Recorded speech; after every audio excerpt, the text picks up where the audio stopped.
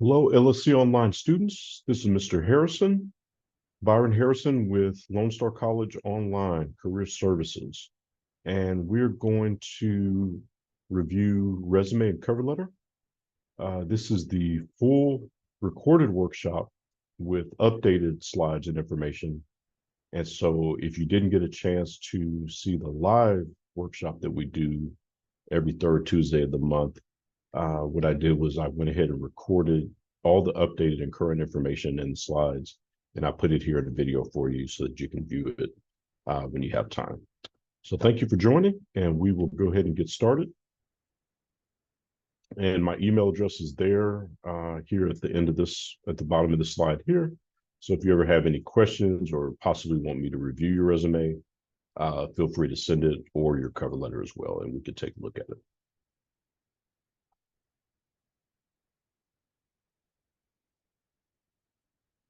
Okay, and so the live version that we do is every third Tuesday from 9 to 11. The Zoom link is here. And so here are the dates here on the right-hand side at the bottom. And so definitely, if you ever get a chance, feel free to pop in and check it out. But again, this pre-recorded version is for students that were not able to make it to the live version, or for some month if possibly I'm not available and I can't do the live version. All right, but here all the information is here, and you see the dates, and the Zoom link is here at the bottom on the right-hand side.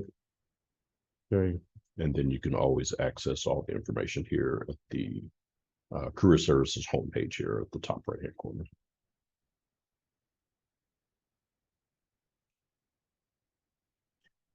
Okay, so when we're talking about resumes and cover letters, it's always important to first talk about hard skills and soft skills, because these skills are what is included in the cover letter and the resume. And so it's very important to break that down and to differentiate the two and to have some good examples of each one. Okay, and so hard skills here up here on the left-hand side, these are technical skills, skills that are learned through education or hands-on experience. These are concrete and measurable skills. Okay, so these should be skills and abilities that you should be able to demonstrate that you know how to do for any job, whether that be through a demonstration or through some type of exam or something like that, or in the interview process. Okay, so when we say hard skills, we examples of those are here, such as maybe you speak a foreign language. There is a programming language that you know how to do. You know how to build a website. You know how to do a budget. Okay, statistical analysis is a good one. Okay, so any of these are hard skills for any of our workforce fields. These would be things like maybe welding, or how to do CPR, okay, or how to draw blood if someone is a phlebotomist or something like that. Okay, electrical, maybe someone that knows how to replace a circuit board. Okay. Okay, so when we say soft skills, these are more people skills.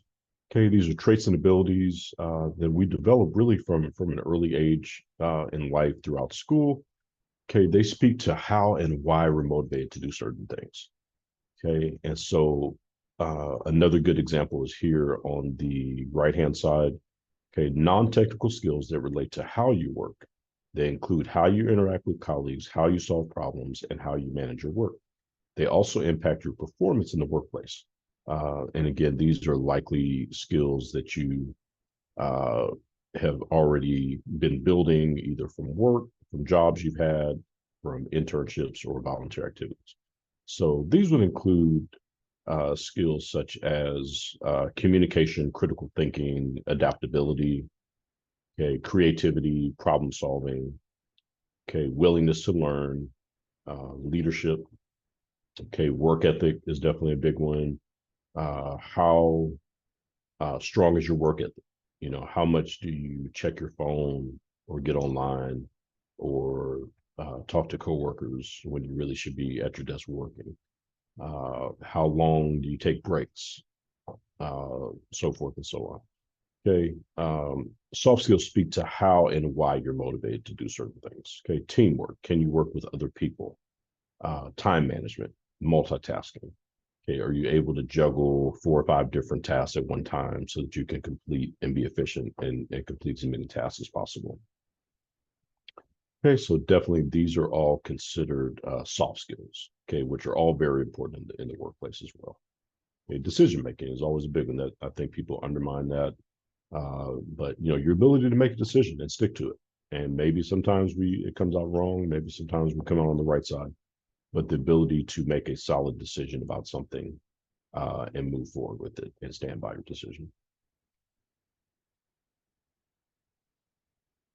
Okay, we also have what's called transferable skills. Now, some of these do overlap. Okay, meaning that there are some hard and some soft skills that are also transferable skills as well. Okay. But generally, when we talk about transferable skills, we mean traits and competencies that can transfer from one job to another, regardless of what the job is. Okay. So generally, someone has some management skills if they've had leadership positions as a director or a manager, something like that. Those are skills, management skills that you can take with you to any job if you're applying for another management position.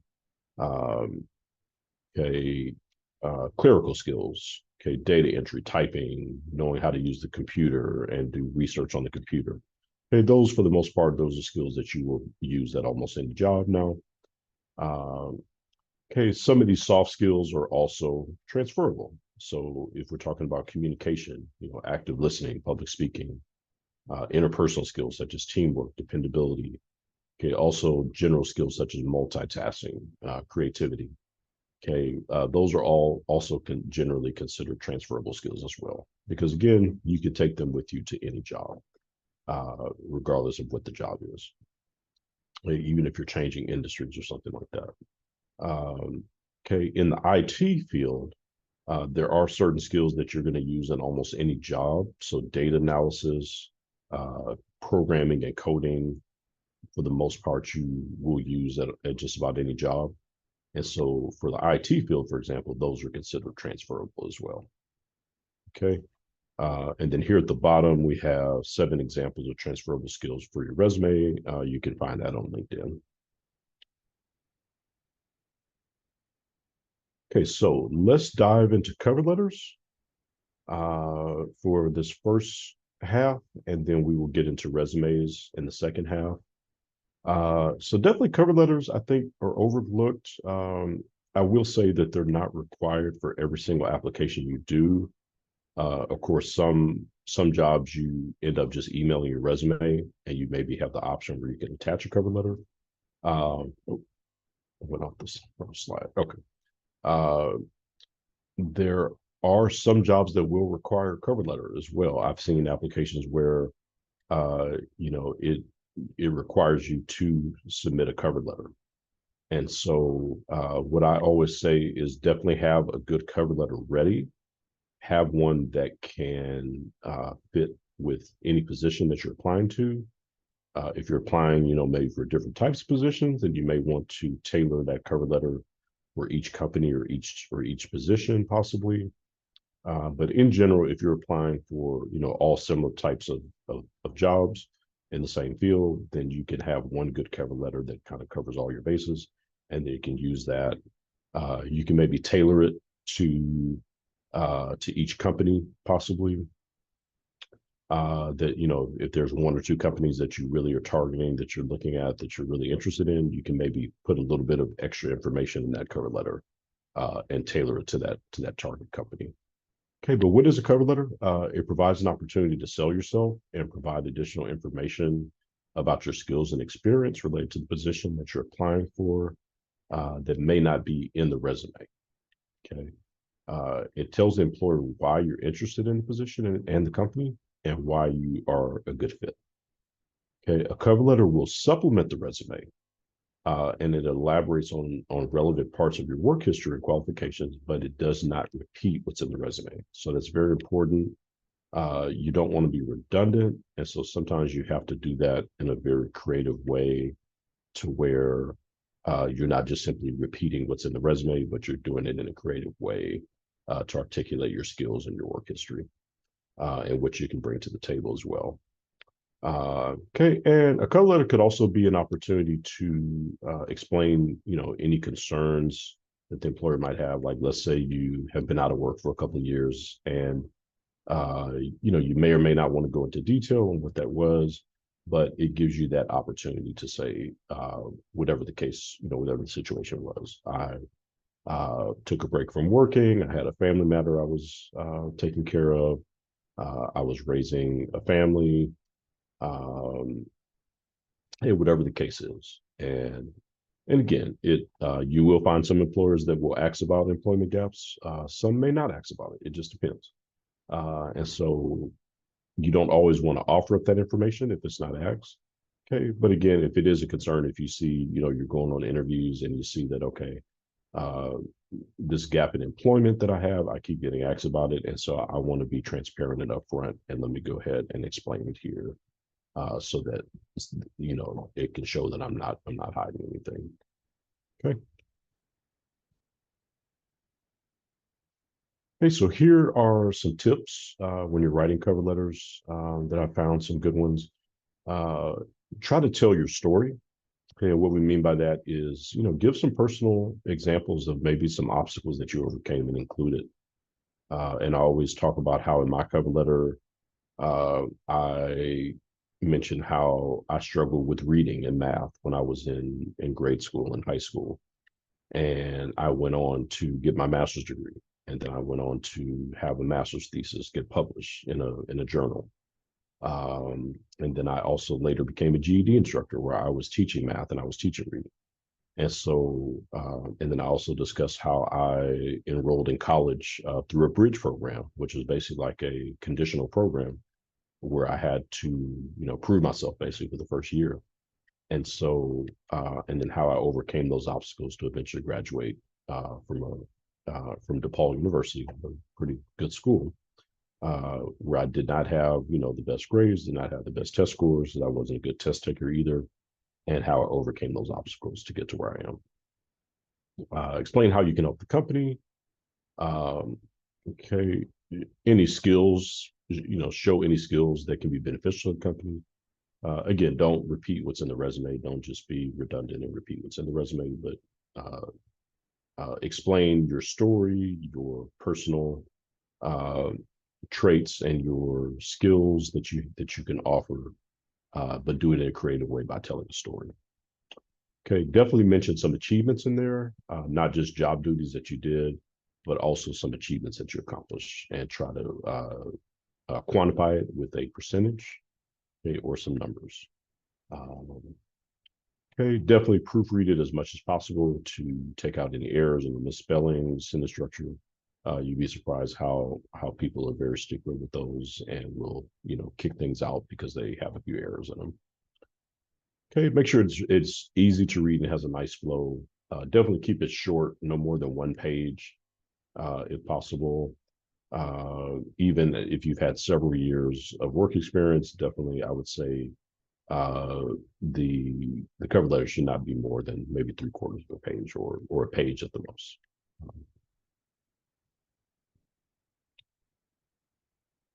Okay, so here's some additional tips that I came up with as well that I found are helpful when you're writing a cover letter. And I would say incorporate the company's mission statement is always a good idea, if possible, especially if it's a company that you really are interested in. It does not take, it only takes a few minutes to go to that website, look up the company's mission statement, incorporate that into your cover letter to explain how you encompass those same values that the company has. Um, okay, include data statistics as much as possible. So again, that's going to be accomplishments, and quantify them with percentages and numbers. How many clients did you serve? Any process that you were able to improve? How much money you saved the company? Anything of that? Did you prevent any fraud from happening? There was one company where I was helping people get approved for grants to help assistance from Hurricane Harvey.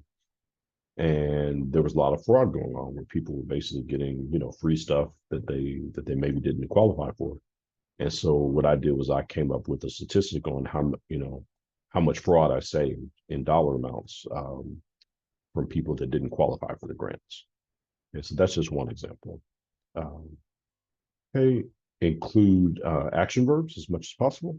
Okay, and we will discuss those in a few minutes. Tailor to each employee and employer and a position that you apply to as much as you can. This can be time consuming, but it doesn't hurt to just take a few extra minutes, tailor it to that company for that position, even if it's you type in one extra sentence at the top with the name of the company and the position, and then make sure that the rest of the cover letter applies to whatever position that you're going for. Hey, if at all possible, don't start the cover letter with those common phrases that we all hear, such as "my name is," "I'm writing to express my interest," "hey, I'm applying for," "the position piqued my interest." Okay, these are all very common that we see in a lot of cover letters, and you want yours to stand out, right? You want yours to have a different flavor to it. And so you can't do that if you're using kind of some of those same catchphrases. Also, these lines are, it's already going to be obvious. They already have your name. They already know that you're interested in the position. And so, again, we want to cut back on that redundancy as much as possible. Okay, the importance of action verbs in a cover letter and resume. Okay, so what is an action verb? The action verb grabs the employer's attention. It makes the cover letter or resume more concise. It enhances your skills and accomplishments. Okay, it also persuades the employers of your abilities. Okay, there's also the applicant tracking systems, the ATS. And so these are scanners that will scan for keywords that are and match them up with the job description to see if you're qualified for that job. Okay, so if it's scanning your resume and your cover letter and it's not matching up, those keywords, then it could kick out your resume. Okay, so that's why they're important as well. Okay, so here's some examples. If you look on the right-hand side here, you'll see two websites that list a lot of really good examples of action verbs. Okay, and you can get them at themuse.com or indeed.com and just type in action verbs. Okay, and definitely you'll see a good list. Okay, where you can start to incorporate those into your cover letter and to your resume. Okay, so these are some examples where using action verbs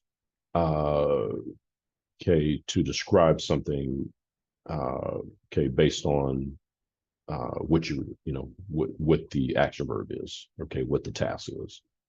Okay, so if you improve something, instead of saying, you made improvements to something, it sounds a lot better to say you redesigned something, you strengthen it, restructured is always a good one, revamped is a good one. Okay, so those are all action verbs that will enhance it better than just saying that you made an improvement. Okay, if you led a project, words that will stand out more, such as organize, planned, programmed, operated. Okay, executed is definitely a good one. Okay, if you created something, spearheaded is always a good one to use. Formulated, okay, developed is definitely a good one. Or, launched is definitely a good one. Okay, if you manage a team, definitely cultivated is something I think you don't hear a lot. That would be a good one to use. Okay, regulated, directed, supervised, mentored is a good one. Because instead of just saying you manage people, because of a good manager and administrator should also be a good mentor as well, someone that employee can learn from. Right, so that's a good one as well. Okay, research. Some of those are maybe evaluated, audited, analyzed is a good one, or measured. And again, you can go to these two pages here and you can get more examples of it.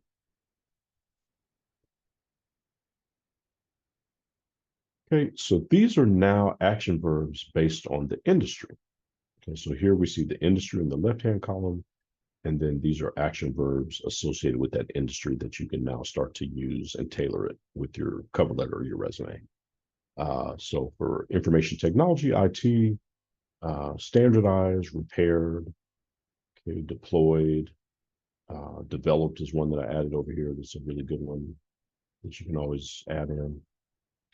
Okay, if we jump down to sales, expedited, capitalize, sustained, outpaced are good ones for sales. Okay, for education, the industry that I'm in, definitely these are some of the phrases we use a lot, such as uh, advise, advocate, resolve, moderate. Served is definitely one that we see a lot. For human services, assisted, co-facilitated, referrals, they give a lot of referrals, so referred. Okay, intervened is one that we use in case management. Okay, so these are action verbs that are connected directly to the industry.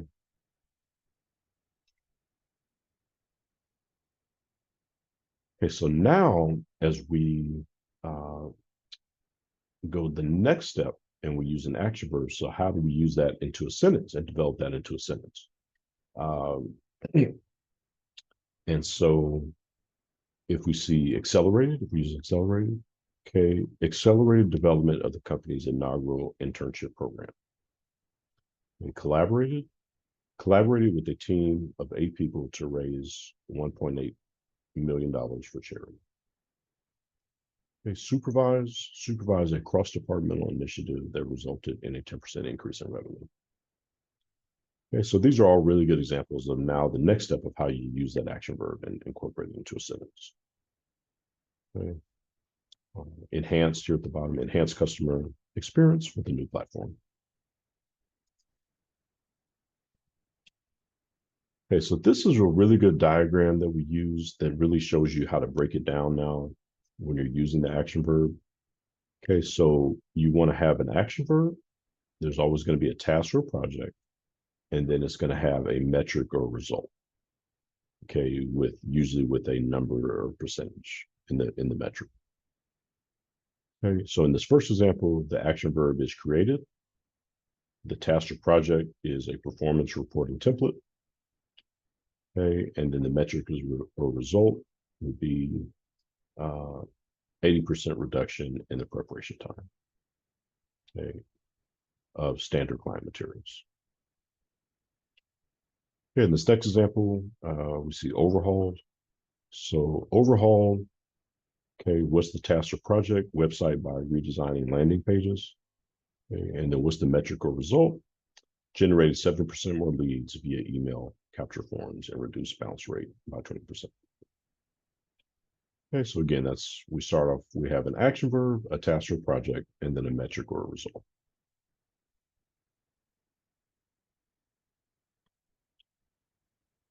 Okay, so we're not in the resume portion of the presentation yet.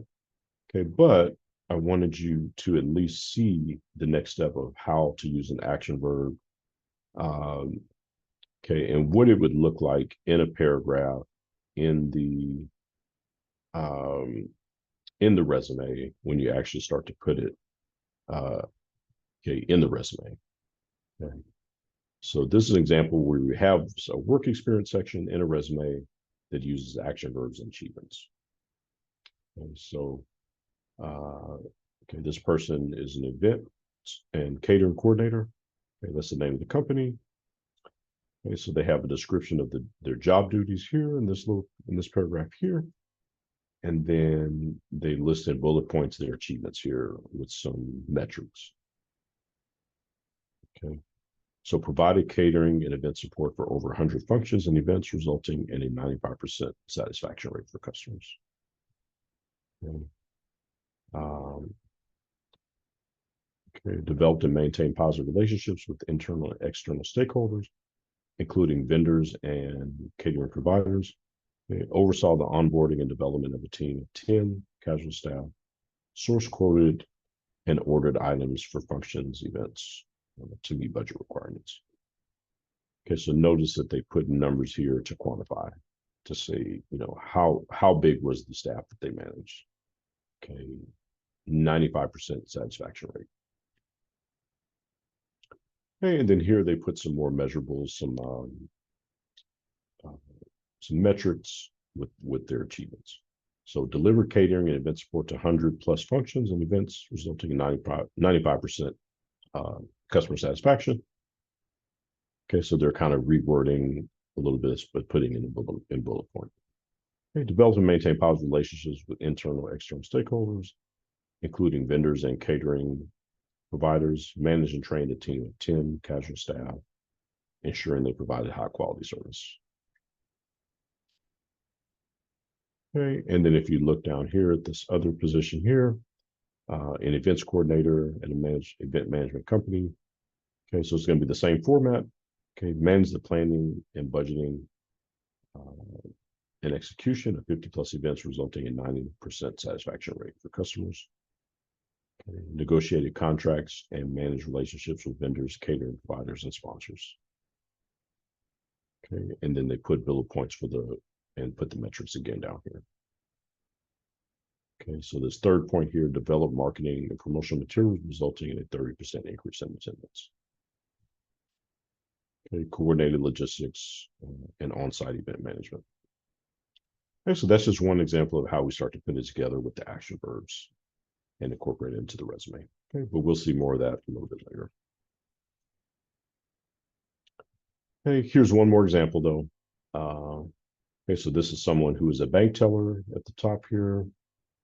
Okay, so it's going to be the same format where they list some of their job duties, but they incorporate some of those metrics and achievements here. So administer the balancing of the branch's vaults, ATMs, teller cash dispensers, and teller cash recyclers with a daily total of more than 200,000. Okay, so that's important for a bank teller to say, how much cash have they handled, because that's an important part of the job. Okay, leverage organizational and prioritization abilities, coupled with superior attention to detail to effectively process 20 plus transactions per hour, attending to 50 plus customers on a daily basis. Okay, so that tells you what kind of volume they did each day. Okay, and then here at the bottom, they put one more, served as a team lead in the absence of the supervisor to maintain seamless bank operations and procedures. Okay, so that's an accomplishment.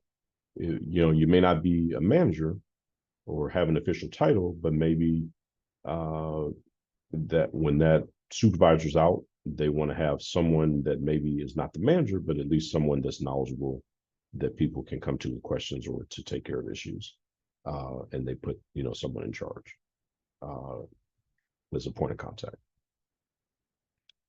Okay, and then again here, bank teller, Bank of Pennsylvania. Okay, similar format. Where they said they increase existing client base by 30%. Okay.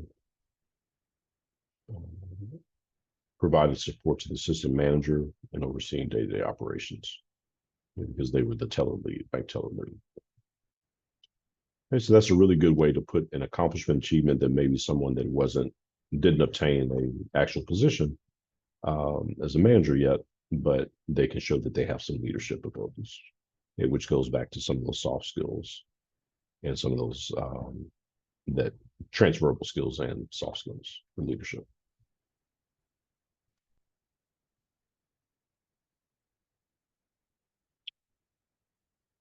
Okay, so here are some pointers on what you can include in a cover letter.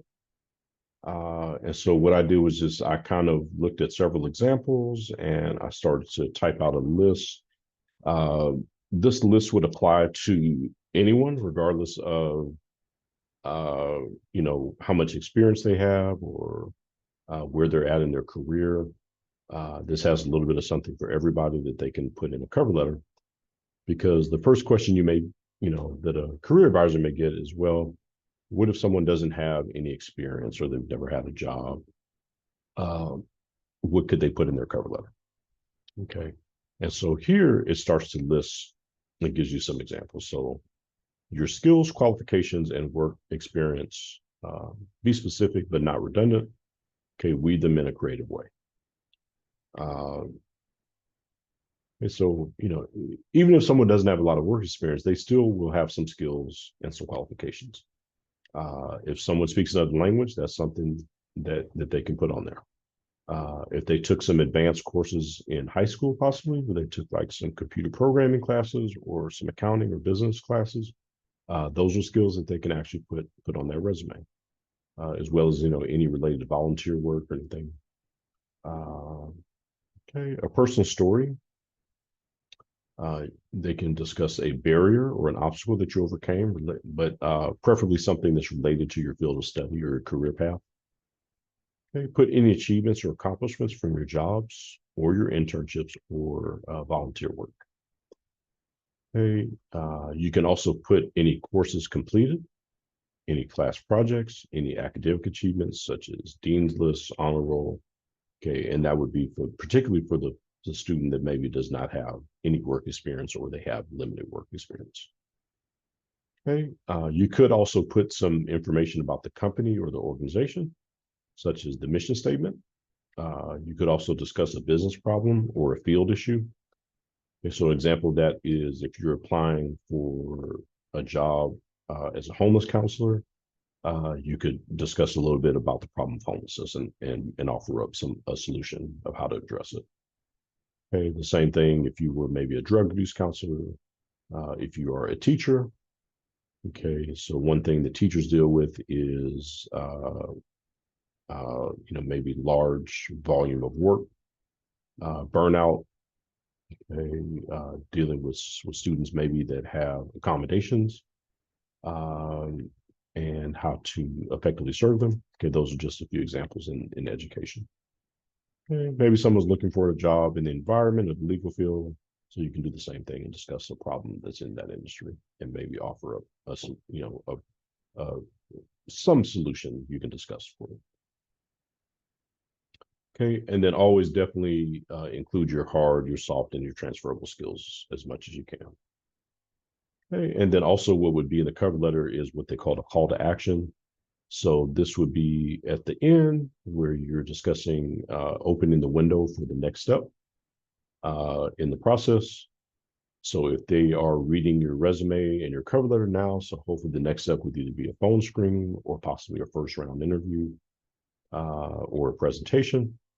Okay, in your call to action, definitely never sound too demanding. Don't give any guidelines as far as call me after 12 p.m. Monday through Friday. Definitely don't do anything like that. Don't put any parameters. Just kind of let the employer lead it. Okay, but definitely leave the window open. Okay, and no parameters such as if I haven't heard from you by next week, I'll call you at this time, because we will not be able to dictate that. The employer is in charge of the process. Okay, so but definitely leave the window open and leave the door open for the next step.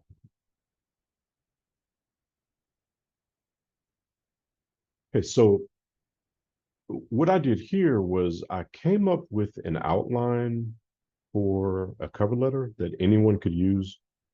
And again, this relates to their, if they have some work experience, if they maybe don't have a lot of work experience. I tried to include a little bit of something for everyone. And what I did was, so I looked online and I looked for outlines of cover letters. And I saw, maybe 3 or 4 outlines that came up, but none of them were the same. They didn't quite have the same format or setup. And so I said, well, okay, if someone is trying to sit down and type out a cover letter, what is a format they can use if they want it to be 5 paragraphs? How can we set up those paragraphs and what needs to be included in each paragraph? Okay, and in what order? And so this is what I came up with, and I think it's a good place to start. Again, you will see that cover letters, there's no definite set way to do it. You see all kind of different cover letters that maybe have the same information, but it's done in different ways. And so But from everything that I reviewed, all the examples, and this is how my cover letter is actually set up. And so I think that this is definitely a good place to start.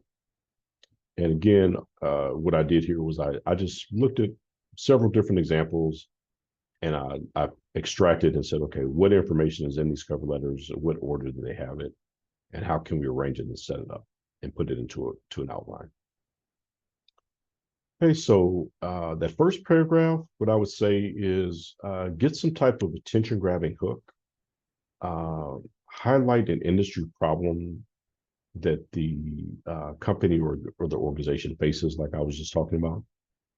You could also discuss a personal barrier or an obstacle that you overcame related to your field of study, uh, such as maybe you were first generation college, maybe you had to work two jobs while you were in school to pay your way through school. And maybe someone became a parent at a young age. Uh, I went to school with two ladies that ended up having a child while they were in school, and so they were able to come back. They had support from friends to help actually, literally watch, and care for the children while they were in classes. Uh, One of them is a very successful lawyer now. The other one is a very successful nurse practitioner. And so uh, this is just, that's one example of something that definitely could go into a cover letter to show obstacles that someone overcame that because someone, chose to, have a child while they were in college and how they were able to overcome that and still go on to finish school and be very successful. Uh, so definitely any personal story barriers such as that. Um, Nothing too traumatic, definitely I wouldn't include anything that's, way, way, way personal. But definitely if it's something that people can relate to and connect with in general, I would definitely include it. For mine, it was how I struggled with reading and standardized tests and exams. And I got into college through a conditional bridge program. And then I later on went to get a over 3.0 GPA in my major, went on to get my master's degree, got my master's thesis published in a journal, later went on to become a GED instructor and teach math and reading. Okay, so incorporate the company's mission statement is definitely not a bad idea. It shows that you did your research and that you are familiar with their values, with their core values. And most companies have it if you just look on their website. And you can connect those values with your personal values as well. Uh, okay, maybe a personal story on how you became interested in your field of study. Okay, so what was it? If someone wants to go to law school, was there a lawyer or a mentor, somebody that inspired them? I remember one of my friends from college who's a doctor now, and he used to always talk about Ben Carson, and who's a very famous neuroscience neurologist and brain surgeon. Uh, and he always looked up to him and said that he at first wanted to be a brain surgeon. He ended up going to a different field. But who is that mentor? Who is someone that you looked up to that got you interested in that field?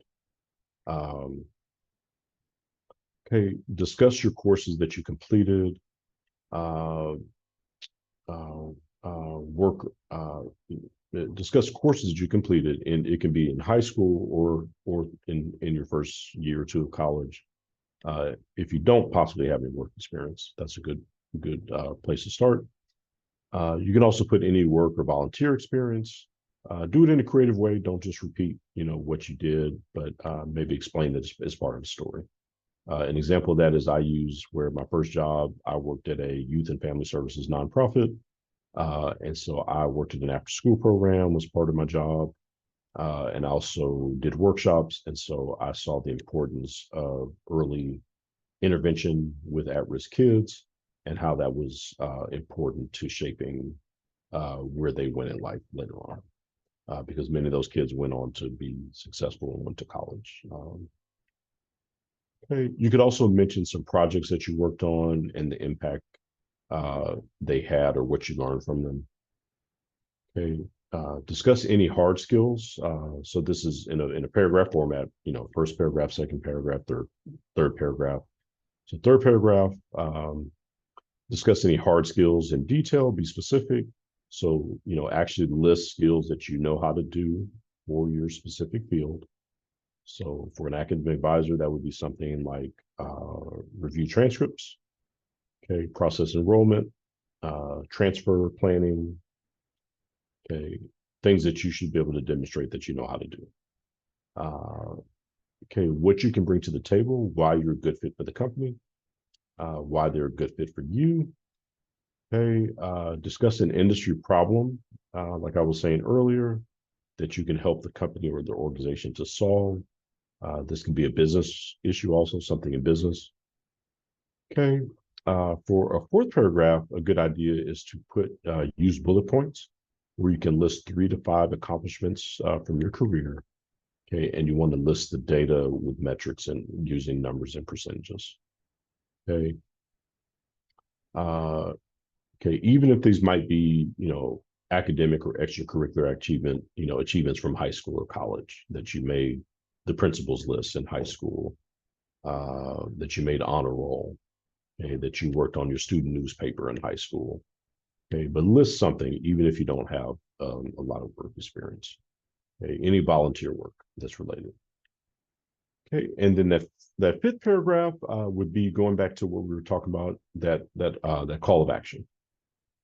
Okay, so close with listing, and a good way to do it is what I did was I close with list some of your soft skills, so such as teamwork, organizational skills, dependability, work ethic, okay, multitasking, list some of those.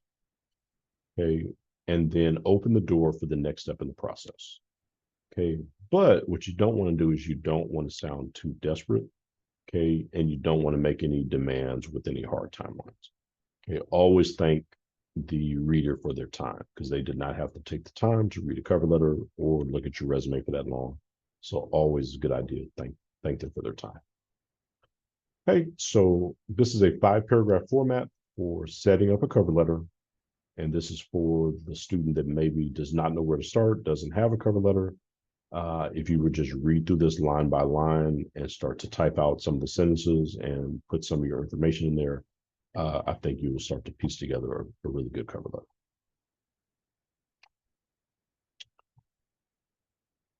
Okay, so let's look at some examples.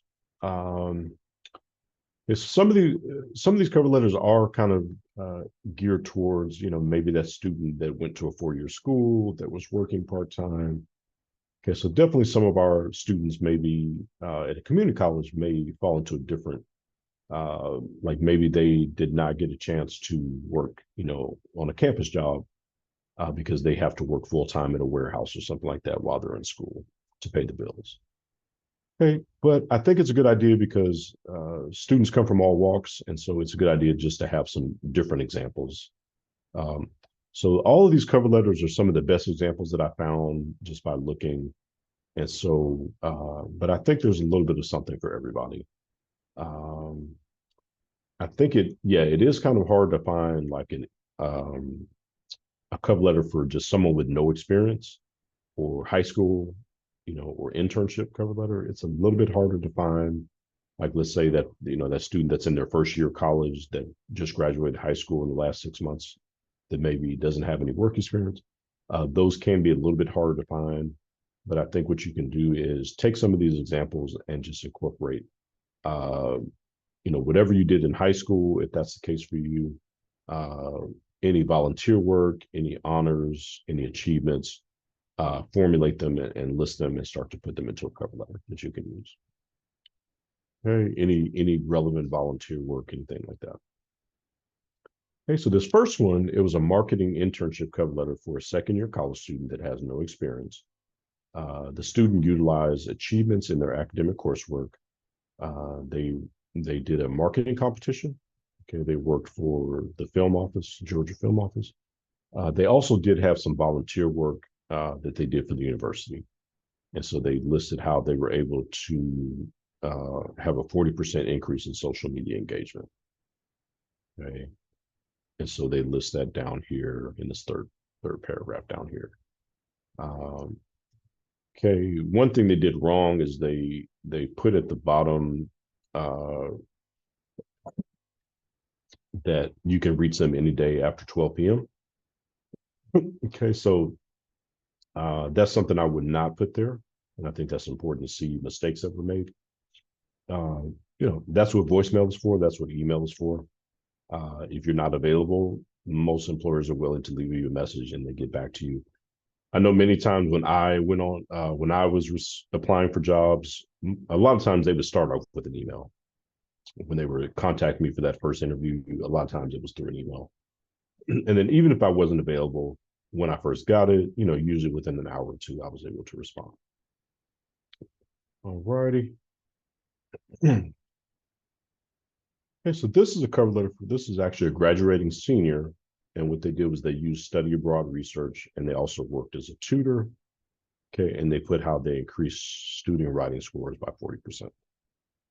Hey, so again, this was maybe a student that was attending a 4-year school that lived on campus. They were able to study abroad for a semester. They had a tutoring job part-time. So now, this may look a little bit different for someone that's at a community college. Maybe they're working full-time, they're living at home. In some cases, they are raising a family as well, in many cases. Okay, but we still want to just include this as an example for you to see and how it was set up. And this definitely could be, for after a student transfers out of community college, they're maybe in that third year, and they're working on their bachelor's in that third year, and then maybe they have some experience now. And so this would be more relevant for them.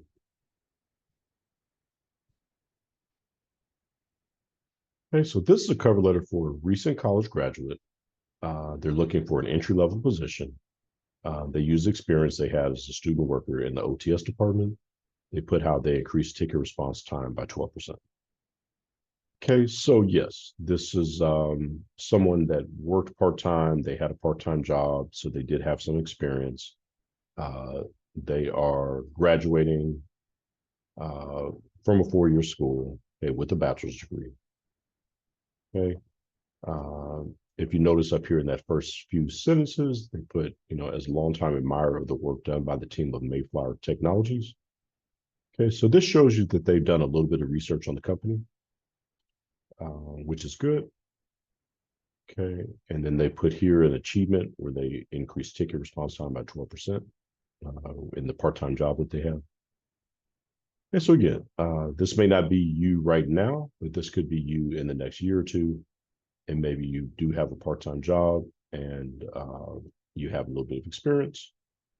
Okay, and so here's where you want to start to piece together some of those achievements. Okay, if you're wondering, okay, well, how do I know, if I did, how do I know how much I improved something? If they put increased ticket response time by 12%. So sometimes you can estimate it. It doesn't have to be exact. The only thing I would say is don't overestimate it. Don't be too ambitious with it. Just maybe do a general count, maybe track it, write it down, how many tickets you did, and it could be a simple formula you use, how many tickets you did in 1 week or over a 30-day period. And then how quickly, in minutes, you could say how much, how long did it take me to resolve that ticket? And then you could kind of come up with a percentage from that using some type of formula. Okay, and then you can always Google some type of formula, and that will give you an idea of maybe how to calculate something. Okay, so this is definitely one of really good cover letters that I found, really good example. They do a good job with researching the company. They include the mission statement. They include accomplishments, data, statistics. Okay, they put how they decrease employee turnover by 12%. Okay, they put that down here in the second paragraph. Okay, if you notice in this first sentence here, they started off with Central New Mexico Community College's core values of connection, compassion, and inspiration resonate with my values as a human resources professional. Okay, so what that does is that shows you that they did some research on the company and they looked up the mission statement. And it, that's what you call a hook right there, because it catches that reader's attention. That's not something, a manager may expect to see and say, oh, wow, this person is familiar with our core values of the company. That's not something they may see in every cover letter. And so it could give that person an edge up. Okay. And then you see here in this third paragraph down here, anywhere you see a number, 100% accuracy compliance. Okay. Employee satisfaction grew by 24%. Productivity rose by 16%. So those are all achievements that they're quantifying right there with a metric. Okay. This is a really good example of cover letter.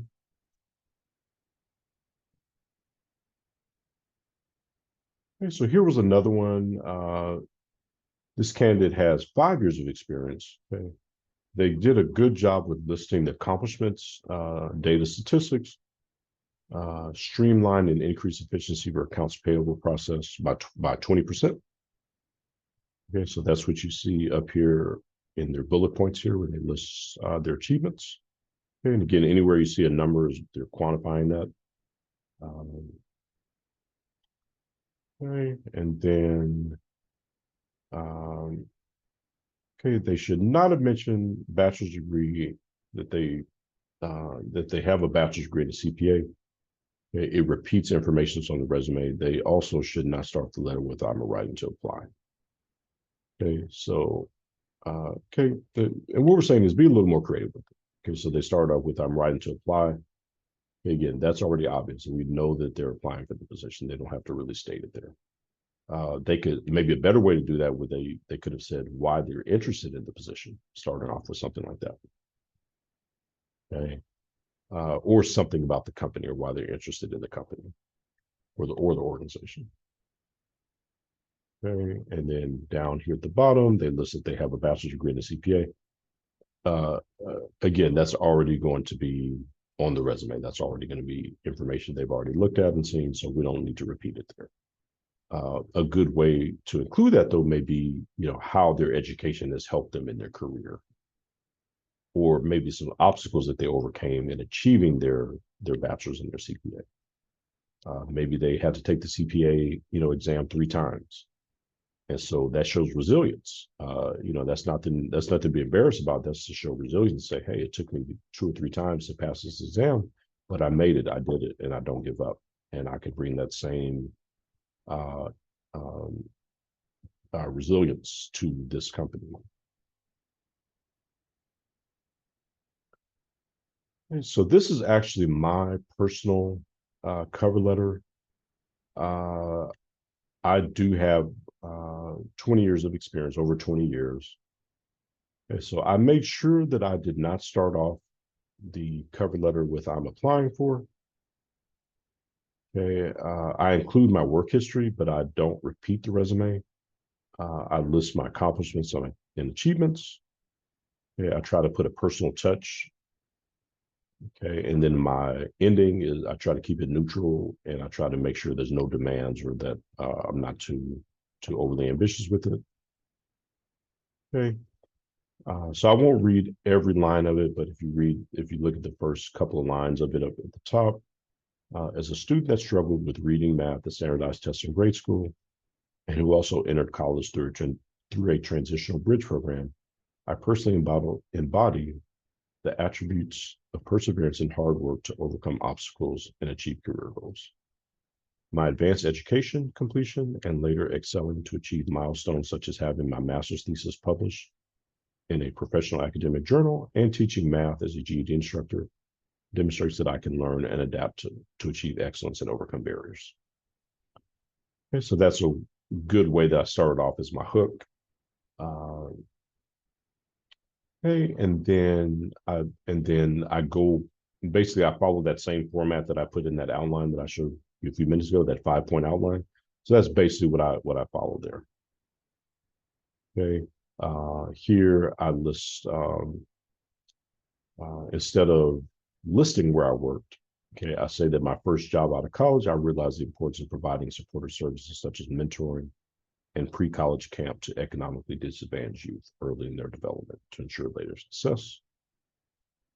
Okay. So really what I'm doing here is I'm discussing my work history, but I'm not just doing it verbatim. I'm kind of putting a twist on it to say what I learned in different positions and how I incorporated it with my career. Okay. And then here in this paragraph also is where I really go into detail about my hard skills. Okay, so you'll see them all throughout here. So these are measurable hard skills that I can demonstrate that I know how to do. Okay, resumes and cover letters.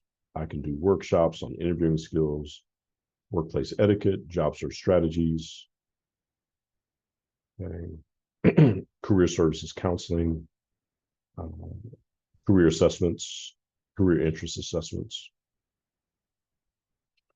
Okay, and then other advising, transfer graduate school advising, okay, organizing career fairs, okay, enrollment. Okay, so again, I'm not just saying verbatim what the hard skills I know how to do, but I'm incorporating as part of a story. Okay, and then here is where I list those bullet points in that fourth piece here with my achievements, and I put the percentages and numbers. Okay, and then in that last paragraph is that call to action, and then I include some of my soft skills. So you see here, detail-oriented, organized, multitask projects, okay, excellent communication, leadership. Okay, and then I leave the door open for the next step in the process. Okay. And then that is my alias there, Robert T. Jackson. Okay, so now we're going to get into resumes. And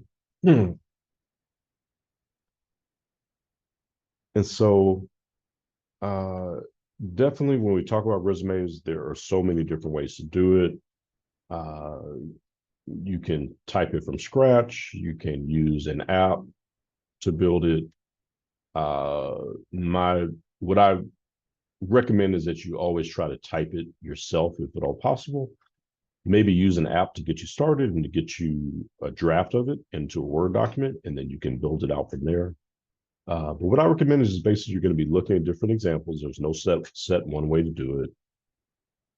And you're going to look at different examples and examples of resumes from your field of study and the career that you're interested in. And put, if you're entry level, if you've never had any work experience, type in entry level when you look up examples. If you maybe have some experience, you can leave out the entry level and just type in, resume. Okay, and then look at different examples. Okay, and then you can that will give you some ideas of how to start to piece yours together. Okay, or what it will also do is it will show you some ways to start to improve yours and to enhance it. Okay, so you can always make improvements to a resume. It's something that's a continuous project. You keep a copy of it, you keep building on it, keep making improvements. Even if you're in the same job, you're going to always be making updates to it at least once a year. Okay, so what is a resume though? It's going to provide a summary, okay, of your qualifications. Okay, it convinces the employer that you're qualified and that you're hireable. It's also used to eliminate unqualified candidates. Okay, just the same that it shows people that are qualified, it's going to make you stand out if you're not qualified. Okay, it's going to demonstrate your written communication skills, and that's why I recommend, if possible, that you write the resume yourself, so that it is really truly a reflection of your skills and your communication skills and your writing. Okay, and nowadays with spelling check and grammar check and examples online, everything, even if you're not the best at it, there's no reason why you can't pull a few examples and come up with a good resume yourself. Okay. If possible, it should be tailored to the specific job and industry. Okay, so you do not want to have a generic resume. As soon as that employer looks at it, they should know exactly what you're looking for and the field of study that you're in. It should have a clear goal of what type of job you're trying to get. If you're applying for a few different types of jobs, because maybe you have a different experience in different fields, then what that means is you may have 2 or 3 different versions of your resume that they might be similar, okay, but you're going to have a different objective for each one. Maybe you'll rearrange some things on it to reflect that. Hey, again, it should be no more than 1 to 2 pages max.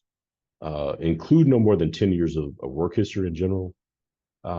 If you include more, everything should just be, make sure everything is related to the type of work that you're looking for. Okay, anything that's not related, you want to take it out. Okay, if you worked at HEB years ago and that was your first job and you needed that to get started, okay, but now you've had a couple of other jobs under your belt or an internship, and the HEB is no longer relevant because maybe you were a cashier at HEB. Now you are looking for a job as, let's say a vet tech or a medical assistant, something like that. Yes, there are some transferable skills there. Okay, but for the most part, certain jobs will not be related, especially if you're changing careers as well. Okay, and as I said a minute ago, it definitely needs to be updated and revised as much as possible with any changes in jobs. Okay, even if you're with the same employer, try to keep it updated, include new skills you've learned, new trainings you've attended, new achievements. Okay, remember that the purpose of a resume is to get an interview. Okay, it's not necessarily that you're going to land the job with it. Okay, but if you're getting calls back, if you're landing interviews, then that's a good sign that the resume is effective and it's going good. And that resume, you can also use that as a guide for when you're like at every interview that I go to, I have a copy of my resume right in front of me. I'll bring copies just in case I need it. And that is a guide. It should be a guide for every question that they ask you. You should be able to reference and look at that resume and get some examples that you can use from it, hopefully, or some achievements.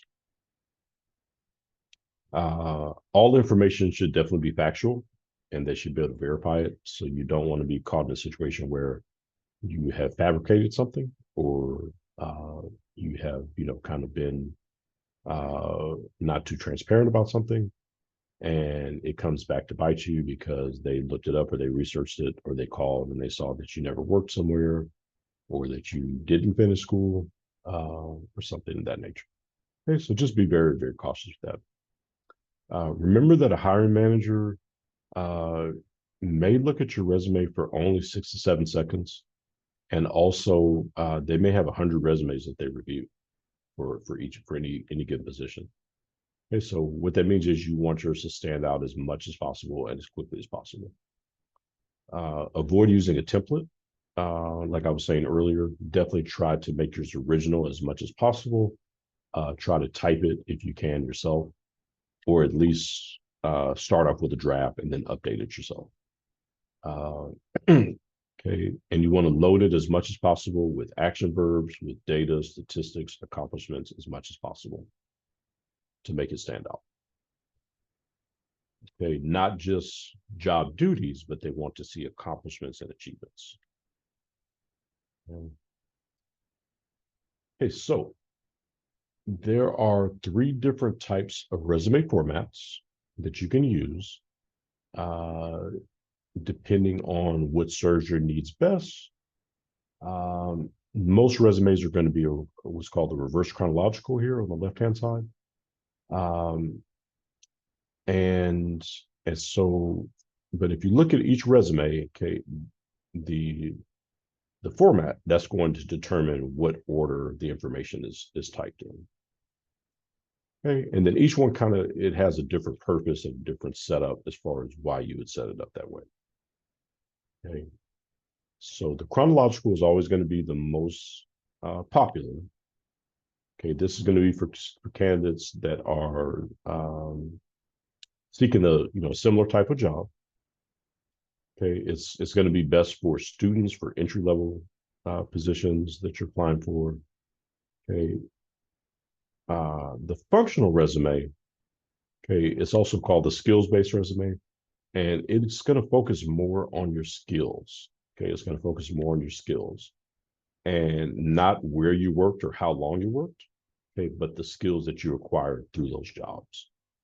Okay, and the functional would be good for someone maybe that's transitioning out of the military is always good because the military, they had jobs in the military, but the jobs were very different. Okay, maybe the skills were the same, but the job titles and the type of job or what it was called was very different than what they would see as a civilian. And so maybe they were um, military police, okay, and they're maybe applying for jobs in law enforcement or corrections. Okay, but again, military police is going to be a very different type of job than law enforcement in the civilian world. Okay, so it's important to make that distinction. It could be also for someone that maybe doesn't want to seem like they're too qualified, like they're overqualified. Um, okay, so again, it focuses on the skills and not just the work history. It could be for someone also that's maybe been with the same employer for a long time. Let's say you've been with the same employer, for 10 or 15 years, but you had different positions with that employer. And so you would list those skills that you have through that employer, and then you would list maybe the positions at the bottom is a good way to do that. It could also be for someone that maybe does not have a lot of experience, or as I said, it could also be someone that has too much experience and they want to focus on their skills instead of where they worked or how long they worked. Hey, and then the combination resume, it's also called the hybrid. It could literally be a mixture. You can mix and match it based on your needs. The contact information will always be at the top, as well as the summary or the objective or the branding statement will be at the top. Hey, from there, you could kind of mix it up however, whatever best fits your needs. Okay, so we'll show you some examples of each one. Maybe someone that's just changed careers, people with employment gaps. Okay, this also could be good for someone that's applying for maybe a position that it requires expertise in 3 different fields. And so an example is maybe a senior management position, but the person has to have duties in management, sales, and software. Okay, so that's a good way to do a good reason to have a combination or a hybrid resume. Okay, and then we'll show you how to set up each one. Okay, but before we do that, let's talk about briefly the personal branding statement. Okay, it's also called the objective or the summary. Okay, so this is going to go at the top under your contact information. Okay, and this is a breakdown of what the branding statement is. Okay, so if you look up here on the left-hand side, okay, it's going to be similar to a 30-second elevator pitch. Okay, but this is for the resume. Okay, this enhances the old objective statement with a more of a personal touch. It's going to include skills and achievements.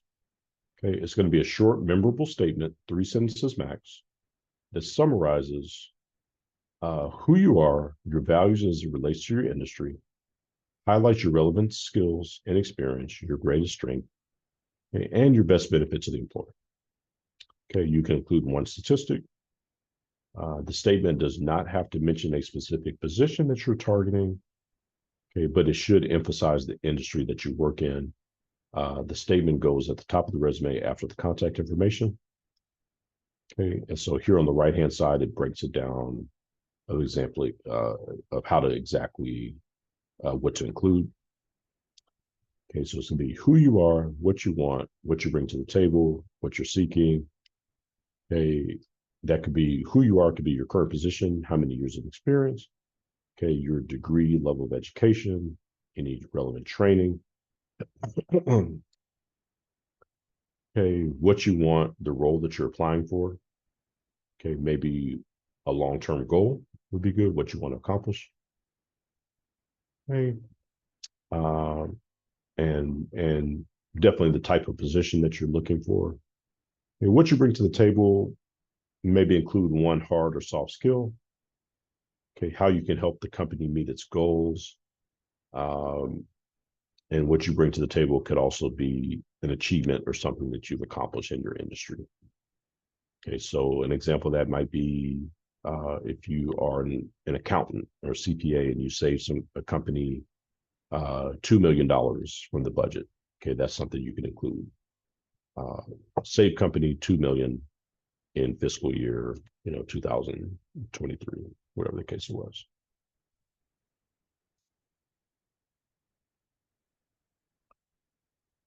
Okay, so this is just an example of a personal branding statement, also called an objective or a summary, okay, with action verbs.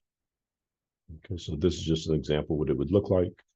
So this is someone with a resume for a technology position, chief technology officer. Okay, and so it just shows the action verbs all throughout here of how they included it. So okay,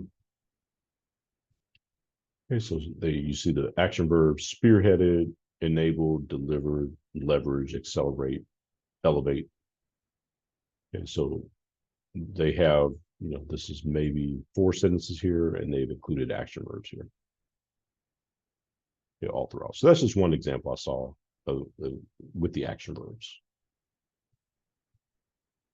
Okay, analytical, innovative, chief technology officer with extensive leadership experience spearheading the design and execution of cutting edge technology infrastructures that enable the startup and global organizations to scale for continuous growth. Okay, so you can literally look up branding statement in your industry.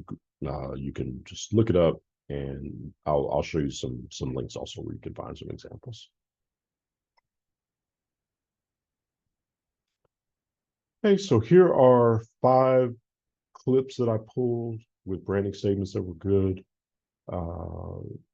They are a little bit blurry, but I think you can see most of it. I had to kind of piece these together from different resumes. Okay, but if you look at this first one up here, this is maybe 3 or 4 sentences, very brief. Okay, a general bookkeeper with 8 years of experience and using both single entry and double entry systems for medium-sized businesses, specialize in performing bookkeeping for multi-million-dollar companies, possess expertise in numerous pieces of bookkeeping software, identified and eliminated departmental inefficiencies to increase productivity by 50%. And so again, if you look at that, outline here, the format of how to set it up, okay, that one is spot on of what a good one would look like. Okay, it doesn't have to be long. This one is only 3-4 sentences. Okay, but they've listed how much experience they have, what they specialize in, and achievement. They've listed a few of their skills here. Okay. Okay, so these other ones here are all really good examples that are very similar. Okay, they all should ideally have some of those same pieces in it.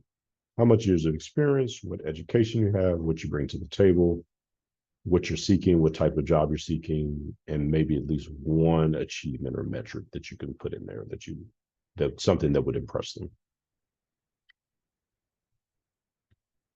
Okay. And so again, you can just look up examples.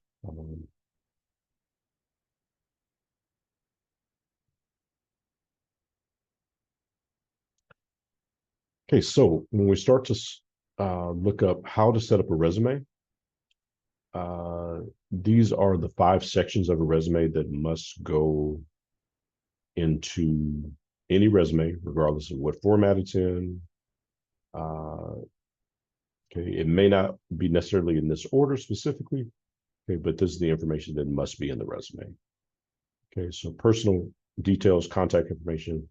Mainly it's going to be your name, email address, and your phone number. You don't necessarily have to put your address anymore. Okay. Hey, your branding statement or your objective summary, which is the piece that we just went over. Okay, so that would definitely go right after contact information. Okay. Shine the spotlight on the most important qualities that you possess. Okay, this is the place for your biggest accomplishments and intentions for your career moving forward. Okay, your skills. So your soft skills, your hard skills, transferable skills. You want to mention all those in the skills section somewhere. any professional experience. Okay. If you don't have any work experience, it could also be any volunteer experience, internships, projects that you worked on, consulting jobs. Okay. It could also be any training that you've had, any extra training. Uh, Maybe you've taken some online courses, been to some free workshops. Okay. And then your education. Okay. And then what I always say with education is the longer you've been out of school, if you've been out of school 1 or 2 years, you want to put the education at the bottom. Okay. It's not as important. If you're still currently in school, you definitely could put the education at the top, and you could put your anticipated graduation date. Okay.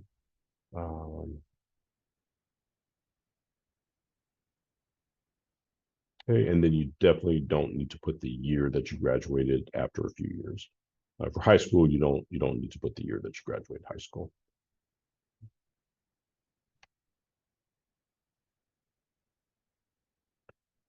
Okay, so what to include in the resume? So in addition to the sections that we already covered, contact, a personal branding statement, also called the summary objective, work experience, education skills. Okay, here's some other sections towards the bottom here that you can also put.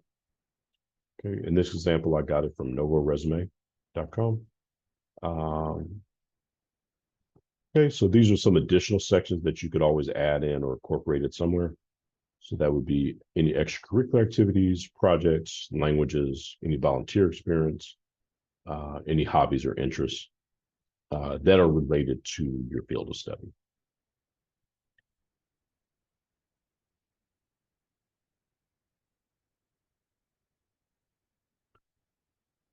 Okay, so this is now going to show us how or what order the information should be in for each type of resume. Okay, so this is the outline now. So for chronological, you're going to have name, contact information at the top. You're going to have your branding statement, or also called the summary or objective after that. Okay, your work history. Okay, list out in chronological order, starting with the most recent job. Educational history. Uh, okay, and then skills and abilities. Okay, so here's another example of the chronological. So again, the personal branding statement or the objective summary at the top. Professional work experience. Okay, you're going to list achievements and with your metrics and percentages. Okay, not just job duties, but also achievements. Okay, and then education at the bottom, and then skills.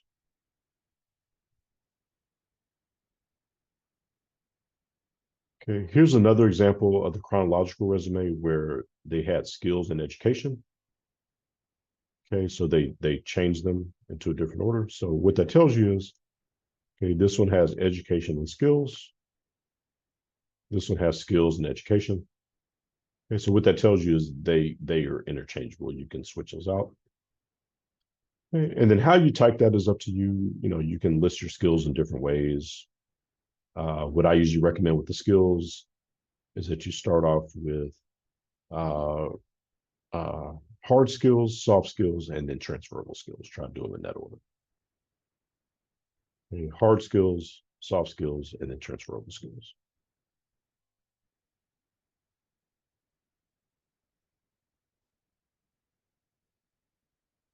Okay, so this is now the functional resume.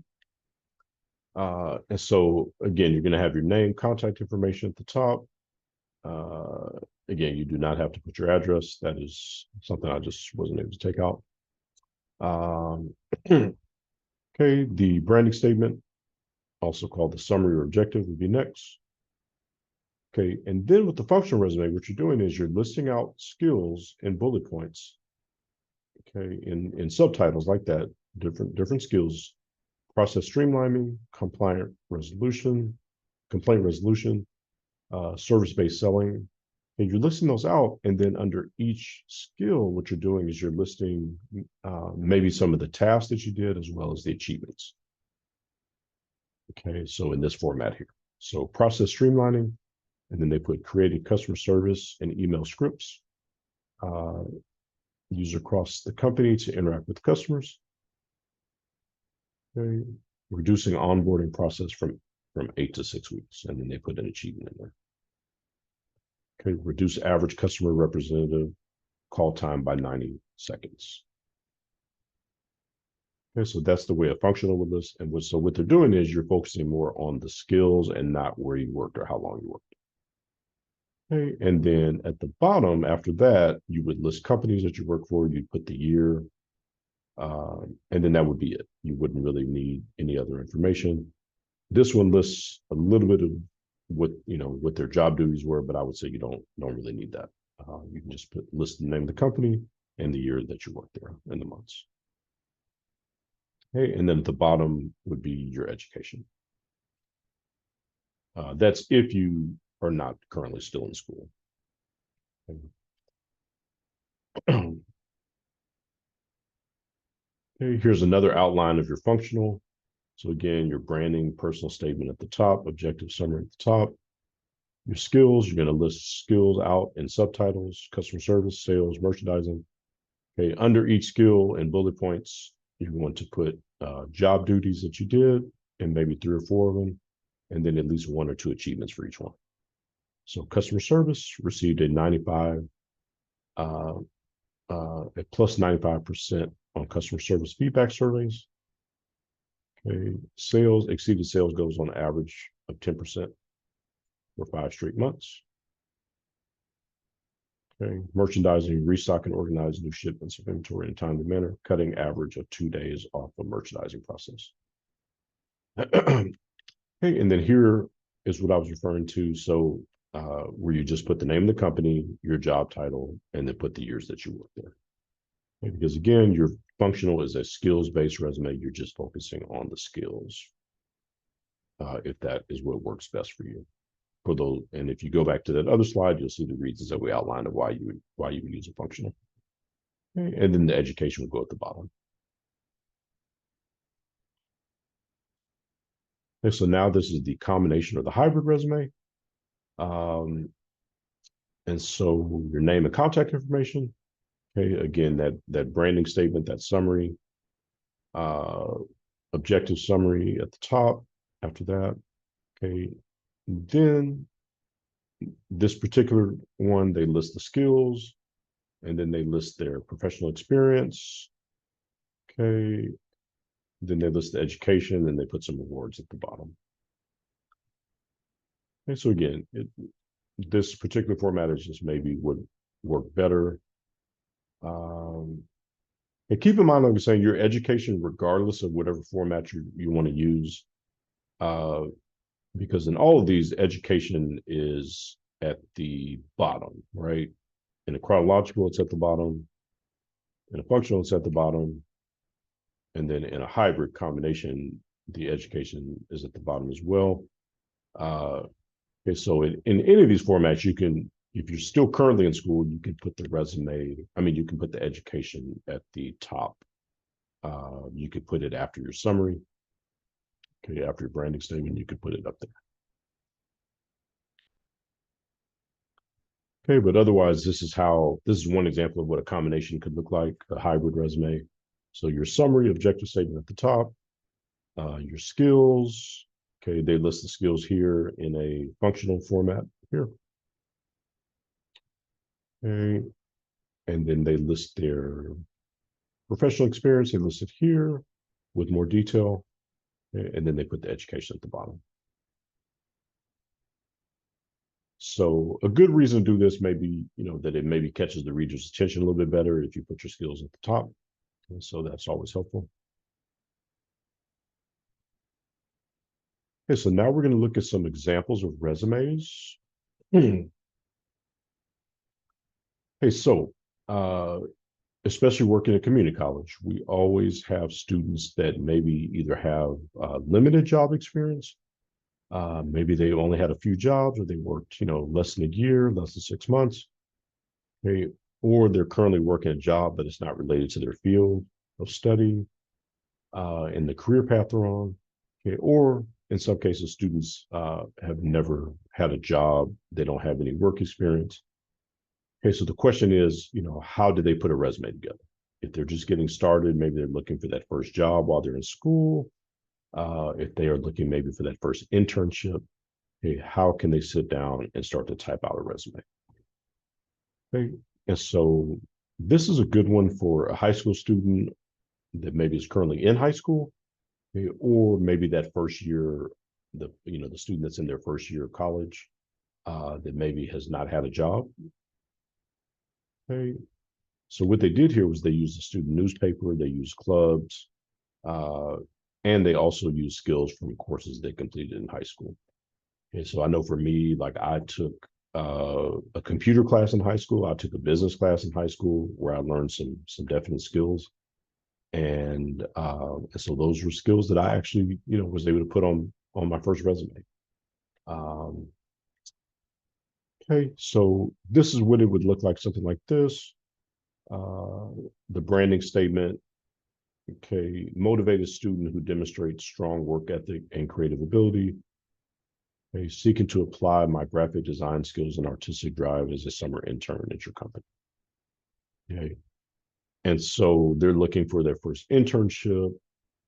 Uh, okay, so again, if you just recently finished high school, or if you're currently in high school, and hopefully you have a good GPA, so you could definitely put the name of the high school. You could put the GPA, honor roll, principals list, whatever the case is. Okay, you would list any classes that you took that have some solid skills, hard skills that you could put. Okay, or soft skills for that matter, such as maybe you took a speech or a debate class in high school, and that helped you with your communication. Right? So that's actually a soft skill and it's a hard skill. Okay, any honors, any organizations you were involved with, any clubs. Okay, you could have a section for achievements where maybe you would then list those clubs and then list positions that you had in those clubs and what you did. Okay, so in this case, they were a graphic designer for the high school student newspaper, and then they were able to list some achievements with percentages that they had. And the same thing, and they worked on the yearbook, and then they were able to list some achievements that they had. And then at the bottom, they listed some skills that they learned in some of their classes, because they did take some graphic design classes. They also speak another language, so that's good to always put that there. Okay. And then they rounded it off with some awards and honors. Okay. For a prize that they were nominated for. And so, even if you did not win a prize, if you were nominated for something, that's always a tremendous honor. If you see, actors that maybe never won an Oscar, but they were nominated, a lot of times you'll see, Oscar nominated actor, because it's almost just as prestigious to be nominated for something, even if you didn't win. Okay. Okay, submitted artwork to Ocean Awareness Student Art Contest. Came in second place in the Applied Arts 2016 Student Awards. Okay, for graphic design. Okay, so that's a really good example for a high school student or a recent high school graduate that maybe is looking for that first job or internship. Okay, hey, this is a internship resume. So this is for a current college student with no experience. Okay, the education and coursework is at the top, followed by marketing projects completed. Okay, so this would be a continuation of the high school resume, where you could now start to put some of your coursework that you've completed in college as well. Okay, and so you don't necessarily need to put, internship resume. You can put your name up there instead. Email, phone number, LinkedIn page. You can always start a LinkedIn page, even if you're in high school, you can start a LinkedIn page. Okay, they have the branding statement. They have their degree plan, the school that they're in, the expected graduation date, GPA, coursework, honors and awards, clubs, organizations. Okay, and then here, because they didn't have any work experience, but then what they did was they did put some projects that they worked on in some of their classes. Okay, and then they list some of their hard and soft skills here at the bottom. language, software. And then you could also throw in a few soft skills, teamwork, dependability, multitasking. And you can include some of those, data analysis.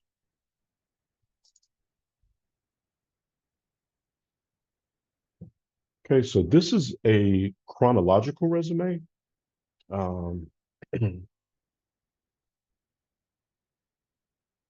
Okay, this is for actually a graduating senior.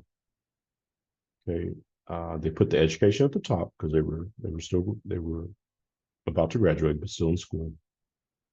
Okay, they were looking for the entry level position. They had some study abroad and they worked as a tutor. Okay, so and this is someone that completed their bachelor's degree. So this again, maybe someone didn't have an opportunity to do study abroad. Maybe they had to work full time at Amazon in the warehouse while they were in school. Maybe they did get a chance to do a tutor position. Okay, but you want to definitely have something, especially by the time you're graduating. By that time, you should have hopefully at least done an internship through that was required for your degree plan. Okay, whatever the case is. Okay, but definitely by the time you're graduating, you want to have something on there that's related. So this person was applying for a position as a research associate. Okay, so that's why they put study abroad, and they studied. It was a literary study abroad, Shakespeare, and then they had also worked as a tutor. So both of those related to being being a job as a research associate. Okay. And then they list their achievements here, but you see them listed here from both. Okay. Improved freshman level writing score by 40% through group lessons as well as supplementary one-on-one tutoring. And they list their skills at the bottom.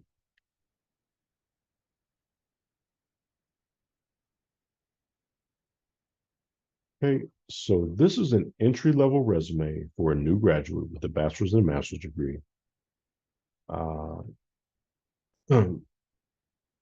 They completed a 6-month internship. Okay, and then they also have 3.5 years of volunteer experience related to the field of study.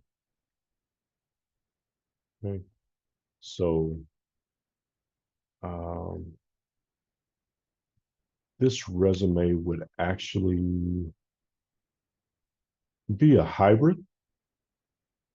Okay, because we have the education up here, we have skills down here, and so, or actually, let me see.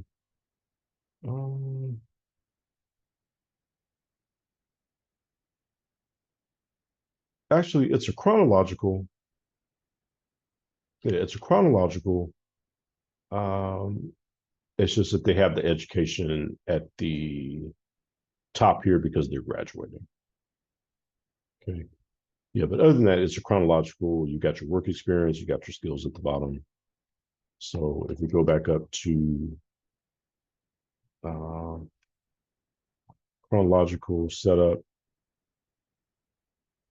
okay, the only reason that education's here at the bottom is because they had already finished school. Okay, but everything else is the same pretty much. They have skills at the bottom, work experience. So, okay, so it's actually a chronological. It's just that they have the education here and the set at the top because they are still in school. They're graduating. Okay, but other than that, it's a chronological. They have a little bit of experience. Okay, they did a 6-month internship. Okay, and then they also have 3 years of volunteer experience. They volunteered in the business and marketing student organization. Okay, so they put that down and they use that as well. And then they listed some achievements here.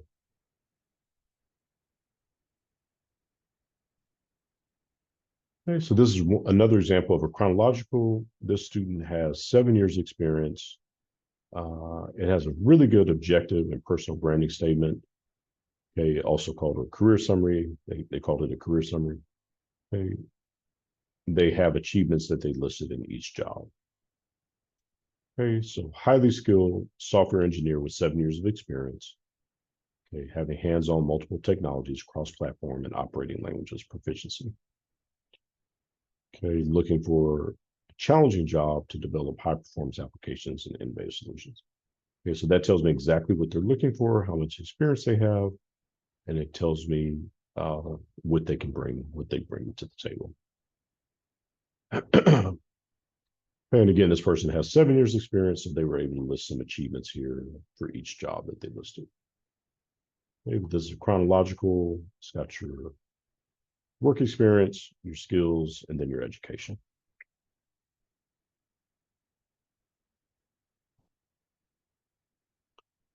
Okay, so this is an example of a functional resume. Okay, it highlights skills and accomplishments in 3 areas of expertise. Okay, with data statistics. The candidate has one previous full-time job.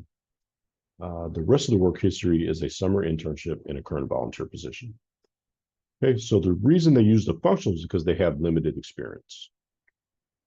Okay, so what they did was they pulled the skills that they obtained from different jobs they've had. Okay, they listed out each skill like that. Okay, so they have the name, email, LinkedIn, branding statement at the top. Okay, at the bottom, you've got your work experience, but they only list the jobs and they list the positions and the years they worked there. They list their education, awards, and skills. Okay, and then here is where you have really, okay, the main part of it to where they list, okay, 3 different skills that they have from jobs they have: reception, customer service, scheduling and meeting coordination, okay, admin support, okay, and then they listed some job duties that they've done, but also they listed some numbers and quantified with some achievements. Okay, so an example is responded to client questions efficiently and proactively and resolve concerns, leading to a net promoter score of 52. Okay, answered up to 50 incoming calls a day and directed callers to the appropriate departments. Managed the public email account and handled over 75 new messages daily. Okay, so they're showing put a quantity on it, how much they can accomplish each day while multitasking and doing all these different tasks. Okay, created under scheduling, created complex weekly schedules for a team of 10. Under admin support, organized and maintained 500 plus donor files and assisted in the transition to a paperless filing system. Okay, so this is a functional, again, it focuses on your skills and highlights the skills and the achievements for each skill, and then not and less on where you worked or how long you worked there. And again, it could be because you don't have enough experience, or you have limited experience, or maybe someone that's overqualified has too much experience. Another good functional would be someone that was in the military that wants to just highlight the skills that they have, and then they would put their military jobs down here.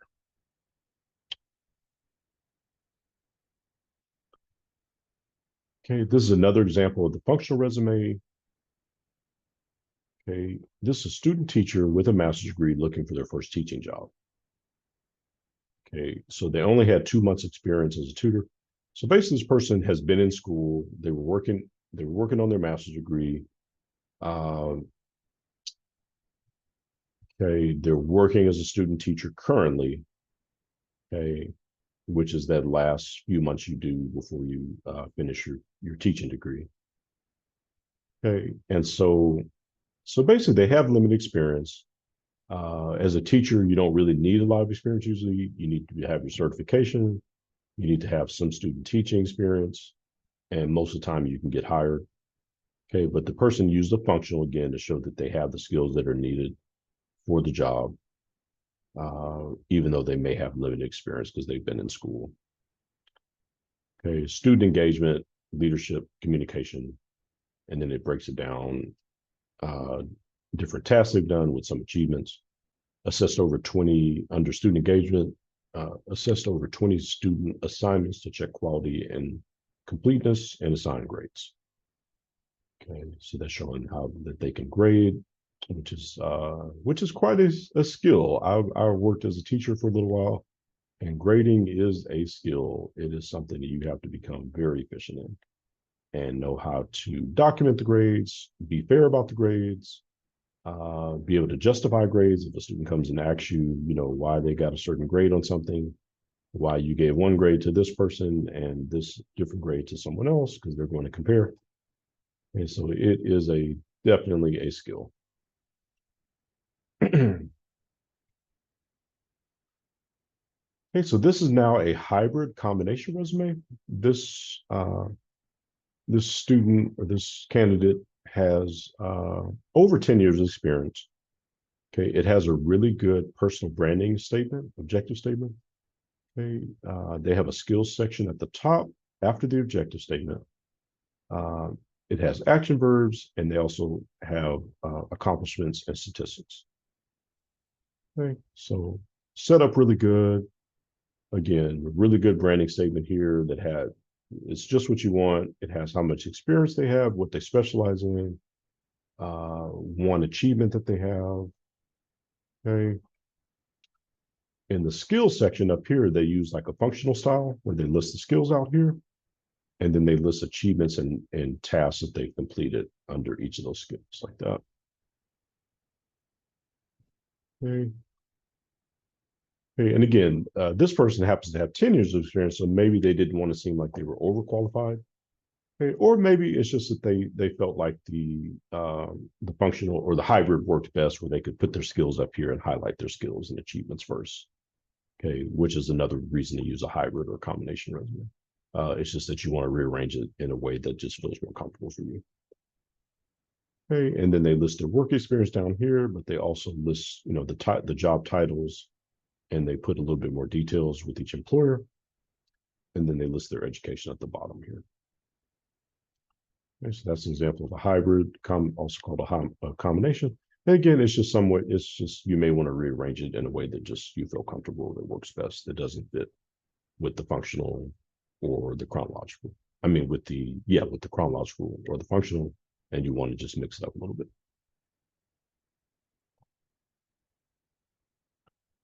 Okay, here's one more hybrid combination resume. Is someone, an experienced professional, okay, with 9 years of experience. It has a good layout and presentation. Okay, so one thing you'll notice, if we go back up to the top here, okay, again, you have your high school resume. Okay, you got an internship resume. These are pretty similar format, and the information's in the similar. Hey, if you look at this chronological, right? It's got it's formatted to the left side of the paragraph here. It's got the education over here on the right-hand side. It's got lines. Okay, the font is a little bit different. It puts the dates over here, and then it lists bullet points over here. It lists the skills at the bottom like that. And it uses bullet points, right? Okay, this is a chronological also. It uses some bullet points, okay? But it has again, it also has the education at the top. It has some lines, has some different formatting, some different colors here. Colors are not needed. You definitely don't have to print any colors with the resume. You can do black and white. Okay, but as you can see, the format is a little different. The way that they put the skills here they list them in threes. Here they kind of list them out in a row here. Okay, this chronological, again, it's going to be set up differently. They put achievements in each one, and they listed it like that. Okay, so the point is, this is a functional here. Pretty much most functional resumes are going to look the same. They should have those skills listed out like that in bold, subtitles, and then it has those the information and the achievements listed under each skill. Okay, most functionals should look the same. They're pretty similar. Okay, if you notice, these two functionals are pretty similar in the way that they're set up. It's just that this functional has some skills listed at the top, whereas this functional put the skills towards the bottom. Technically, if you go back to the outline, for functional, yeah, there really shouldn't be a separate skills section except it's up here. Hey, but this is definitely, if we go back to the examples here, this is definitely a functional because of the way it's set up. Okay, this is definitely a functional because it lists these skills out here in different categories. Hey, it just lists some other separate skills here that are different up here. Hey, but for the most part, it's still a functional resume. Hey, but as you can see, it's a slightly different twist. So the point is, the resumes are going to have a different format. And so you just look at different examples of what I always encourage, and then come up with a format that you're comfortable with that works for you. Okay, the most important is that the first 1/3 of the resume should stand out and catch the reader's eye quickly. Okay, the top 1/3. Okay, I'll show you an example of that in a little bit. Okay, so this is actually, again, my personal resume. Just change the information up here. Okay, okay, mine is a hybrid. And the reason mine is a hybrid is because I put what's called a career summary in mine, which is a list of all of my achievements up here through my career.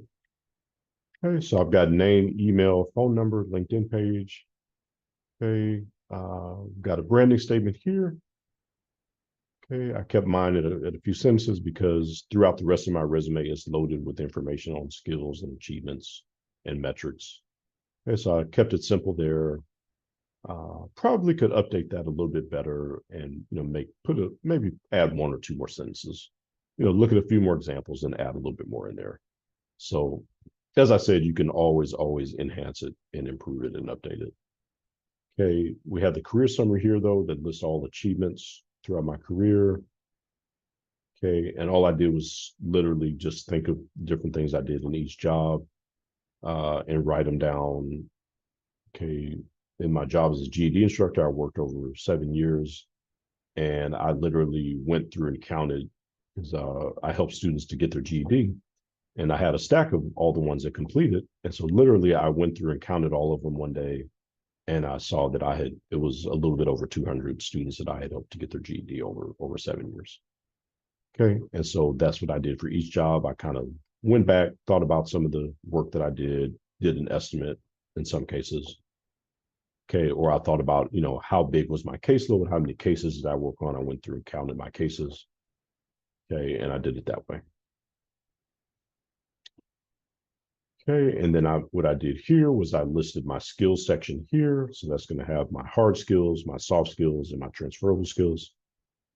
Okay, and I put those all together because I wanted this top 1/3 of the resume to stand out quickly to the reader, to the manager that's going to be looking at it. Okay, to catch their eye very quickly, to see my skills, what can I do, and what have been my achievements. Okay, and then I list out most of my employers are here. This is my current employer. Okay, I not only list the job duties, okay, but I also list at least one achievement for each employer. Okay, so these are all my other employers. My first job I started in 2003. So I have all of my employers here. Okay, they all are pretty much related in some way. Some of them were at nonprofit agencies, some were at schools, okay, or they were education related. Okay, but pretty much just every job was either case management or it was education or it was nonprofit, workforce related. And so it was all related to things that I do now in my current position. In higher ed, but working in workforce and career services. And so I kept most of my positions here. Okay, I tried to make it as succinct as possible and not be redundant, but I want to include all the information of the different skills because what I can do now is I can use this resume as a guide when I do an interview to show what projects I worked on, how much caseloads did I work, what were some of my achievements. Okay, so I have a guide here that I can use now. Okay, and then I have my education at the bottom because I've been out of school for a while. And so no years on there, the school, the degree. Okay. And then if you have any special section, you can add it at the bottom. Languages spoken, awards, organizations. Okay, anything related to your industry or to your field of study, you can put it here. Okay, it all needs to be related is the most important thing. Okay, so this is a hybrid. So it's a good example, but also it's a hybrid. So you may not want to use a hybrid. You may want to use a chronological or a functional. Okay, but you can still, get some ideas from it and see kind of what to shoot for. I've proofread it heavily several times and gone through it and found errors and corrected it. Okay. And as I said, it always probably could use some more improvements. Just looking at it now, the branding statement, I could probably add a little bit more to that. My career summary, I can update that with a few new updates on some achievements that I've had. Okay. And so there's always improvements you can keep making to it, even if you're in the same job, same company.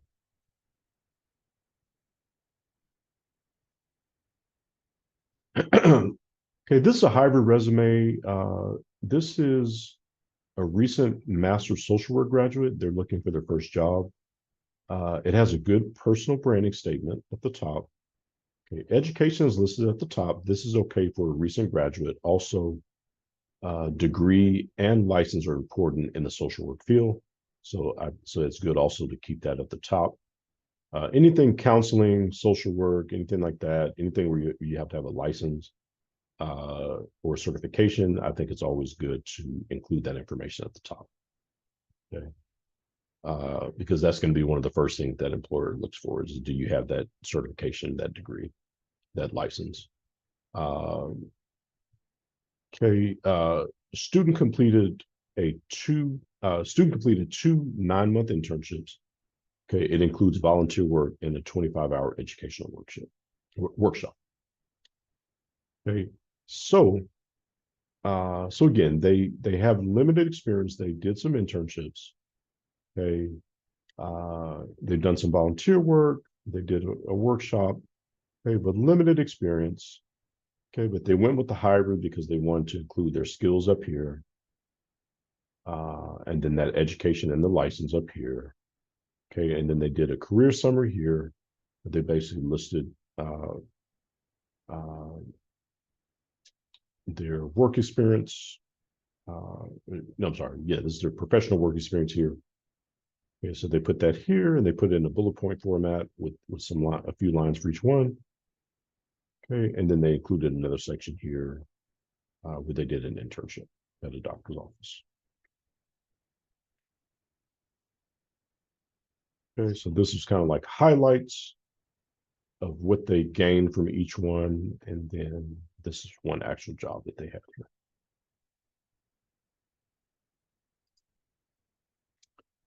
Okay, here's a few examples of some good resumes, but some that are missing something. And I think it's also a good idea to say, how to make improvements to yours to see examples of some of resumes that might be missing something. And so, so just briefly, okay, this was a chronological resume with 20 years of experience. Okay, it has a good objective branding statement at the top. Okay, achievements with data and statistics listed for the first job. Okay, but the problem was for the second job, they didn't list any data and statistics in the second job. So here you see these numbers, 6,000, 4,000 pairs here, 10 employees. They put all that and loaded it in the first job position, but here they didn't do that. They just put their job duties. Okay, which you don't want to shortchange it. Okay, you want this job to be just as significant. They were there for 7 years. Okay, so they definitely should have some achievements there. Okay. They mentioned tasks that they did, manage all computers at remote sales offices, construction trailers. Okay, but we want to see some numbers in there. We want to see some percentages to quantify it. Okay. A career summary section with lists of achievements can also be added at the top under the branding statement. So that branding statement, no, I'm sorry, career summary. So what they could have put here was some bullet points, 4 or 5 different achievements that they've had throughout their career, because they have a long career, over 20 years. So just like the one that we showed you, okay, up here, this career summary up here, okay, they could have done the same thing here, up here, where they listed some of their achievements like that. Okay, this is a chronological resume with 3 years of experience. Okay, it has a good branding statement and professional summary statement at the top. Okay, there's no data, statistics, or achievements for the second job. Okay, so again, they did it for the first job. 50% savings per event up here. Okay, but once you get into the second job, they did not have it. Okay, they did not have any numbers, no metrics, nothing. Okay, they had a third job here where they did put it again. Okay, developed 200 posts while maintaining brand voice and adhering to legal requirements. They had it here, but they missed it in the second job. So you want to be consistent. They had it in the first one, they had it in the second one, but they missed the metrics achievements in the second job here. Okay, and you were there for a little while. Okay.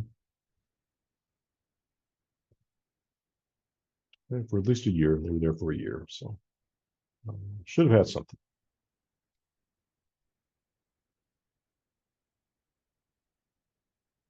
Okay, so here's a few resources as we're coming to a close that you can just view and that will help you when you're building your resume. A resume checklist is always good. Okay. Does it have your contact information? Okay, all the relevant information. Is it professional? Do you have a professional email address? Okay, do you have the right format? Okay, should yours be a chronological? Should it be a functional? Should it be a hybrid? Okay, do you have the best format that works for you? Okay, is it one page? If you've been working, less than 10 years, it definitely needs to be one page. Less than 5 years, definitely one page. Okay, did you include a branding statement? Number 6 here, did you include a branding statement? Or an objective, also called a summary or objective. Okay, and you can see how that really, really helps to let it stand out. Every resume should have one of these up here like that.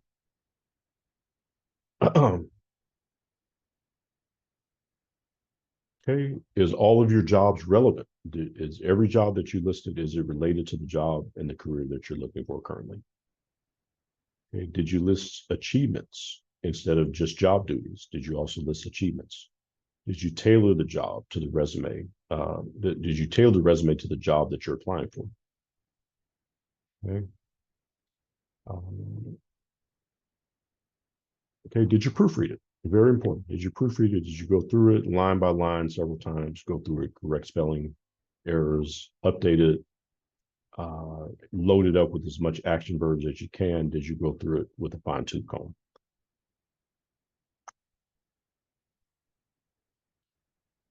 Okay, so these are the 7 sections of a resume that we've talked about. And the main thing to remember is that the top 1/3 of the resume needs to stand out as quick as possible. So that's why you want to first include as much as possible skills, achievements, have a good branding statement in there so that it stands out.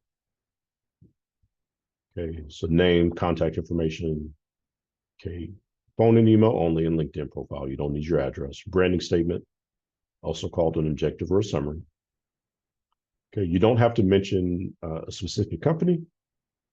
Okay, you can keep it generalized if you want to. Okay, you don't have to include a title such as branding statement or objective or summary next to it. Okay, a career summary. If you've been working for a little while, you should have a list of accomplishments. So you can include a career summary. Okay, not all resumes will have this. You can also list the accomplishments in the work history. Okay, but you want to list your accomplishments with data and statistics in one way or the other, whether it's your work history or somewhere else. Okay, you want to have a skills section that includes your hard skills, your soft skills, your transferable skills. Okay. And then depending on which resume you're using, that will determine where it goes. Okay, go and I'll just review back the outlines that we looked at for the 3 types of resumes, and that'll show you what, where it can go and then how to set it up. Okay, and then look up examples. Every industry has skills that are associated with that industry. And so all you have to do is just look up examples of your industry, look up resume examples, and you will find skills that are related that you can type into yours. Okay, your work experience, again, you want to focus on accomplishments and achievements, not just job duties. Okay, for education, include degrees and certifications.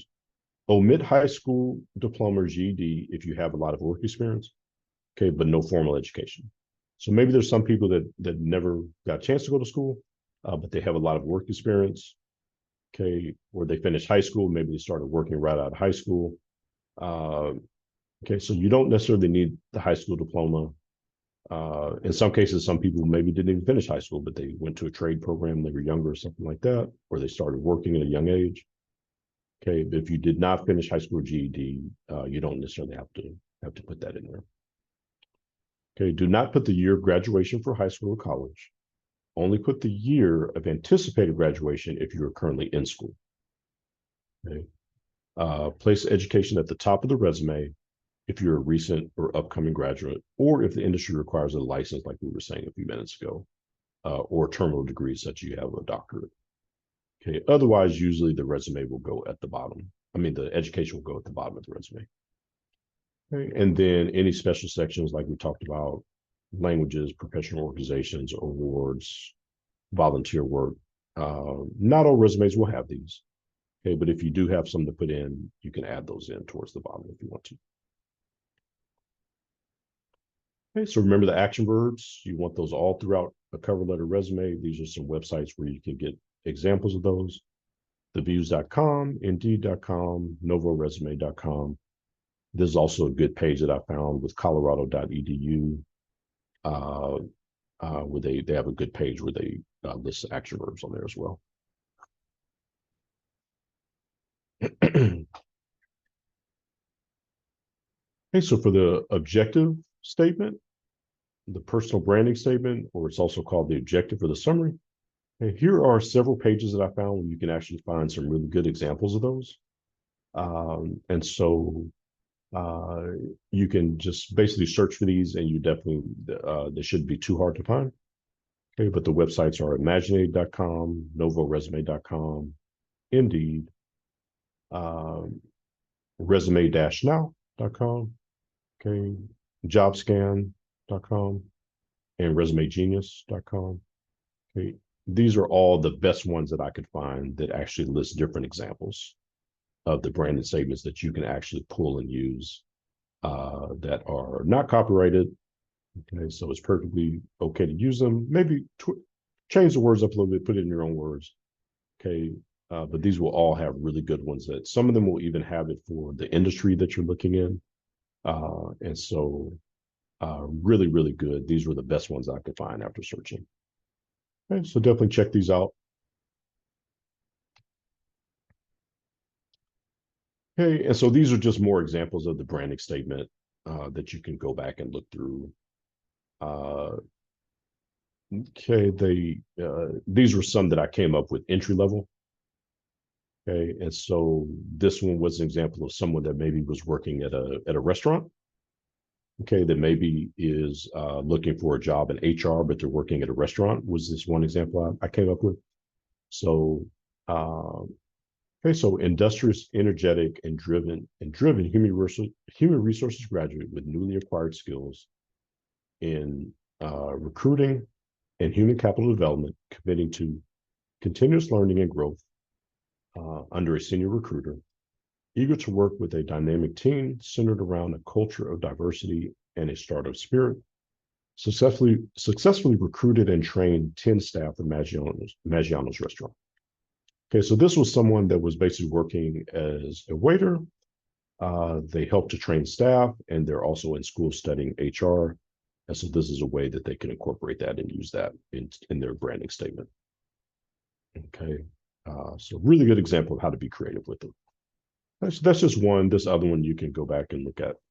This one was for marketing, where the person had used social media for the restaurant to help improve customer revenue by 10%. Okay. Okay, so again, they were working in a restaurant, but they're studying marketing, so they're able to use that and incorporate that and use that in their resume, in their branding statement. Okay, so here were some other branding statements that we just came up with. They were just examples. Feel free to pause it and you can glance at these. These were maybe for more experience. So this one was for data entry specialists. And I like this one because this was a good one where it actually really put some spice into it for someone that's a data entry specialist. A rigorous, task-driven professional with substantial experience in data entry, customer service, office management, and reception duties. Okay, and then you can read the rest here, but it just made it more eye-catching. Okay, here's an aircraft mechanic with 6 years experience. Here's someone in property management with 5 years property management experience. Okay, so these are just some examples that we came up with. You can pause it and glance at those when you get a chance. For cover letters, here are some pages where we found some really good examples for cover letters. So this one came from ccv.edu. You can check that out. This is an outline. Hey, again, you can go back up into the cover letter section that we talked about at first, and that gave a really good general outline that you can use for a cover letter. Okay, but these are just some other resources that we found in researching. Okay, so this one was at bu.edu. That's a good example of the outline of a cover letter. Okay, this one has examples from different types of cover letters and free downloads. So that's Resume Genius. You can look that up. Indeed definitely has good examples for different job titles. Okay, so you can check that out. Okay, free cover letters and sample cover letters for all jobs. This one was from resumebuilder.com. So again, you can check that out. Just extra resources, examples that you can look at. Hey, but you're welcome to go back up to the cover letter portion segment, and you can check out that general outline that we looked at, that 5-point outline, and then you can use that as well. Okay, and then this is just kind of something that I had used. So this shows you an example of one outline that I had found of a cover letter, but what I did was I, just kind of had to piece it together and use different parts of it. Okay. So I think this one kind of, okay, the next step, highlight expectations, okay, but not too direct. So that's kind of one part that I took out of this year. Okay, but again, as you can see, it doesn't really give you a straightforward format of how to set it up. It just kind of gives you pieces of it, which is why I put together the other 5-point summary that I came up with, about 5-point outline of the cover letter, because this, all I did was pull different pieces and use it like this. Okay, same thing here. This was a outline of a cover letter. Okay, grab readers' attention, expand your qualifications, connect with the company, call to action.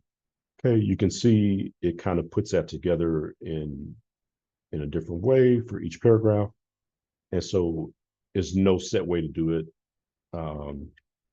So again, scroll back up, go back to the video to where I list the 5-point outline of the cover letter, and it kind of just combines everything and shows you how to put it together. And all I did was just took examples from this and this, and I think this one as well. Get them hooked, make them read on, why you're the perfect fit for the company, why the company's perfect fit for you, closing paragraph. Okay, so all I did was basically take pieces of these three for the outline, and then I kind of added some of my own information.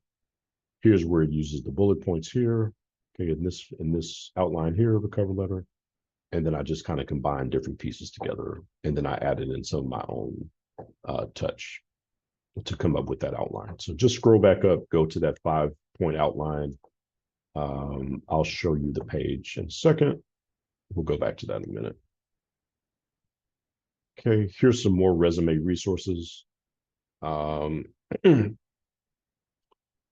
Okay, free examples and templates you can download. Okay, so that was Resume Genius. Okay, this one's very user-friendly. It has free examples and download examples for different industry job titles for resumes with action verbs. Okay, so that's from Resume Builder. This is another good page I found with power phrases to build your resume. Okay, this is actually to use for your cover letter, I think is what this is. And then use phrases for the cover letter, and then it says last 5 pages used for the resume. Okay, so this is different parts of it you can look at for examples for a cover letter and resume. Okay, this is something kind of innovative, how to write a human voice resume in 8 steps. So that's something maybe you can check out. And that's like something a little creative, something idea.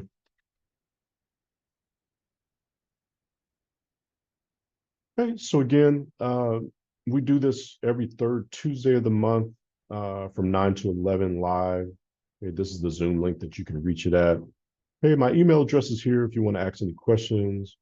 You'll be able to find this more information on the career services page for LSE Online, for LSE Online Home Campus. Okay, there's my email address again. Okay, feel free to use this presentation as a resource. And what I was saying earlier about the cover letters, real quick, let me go back to that.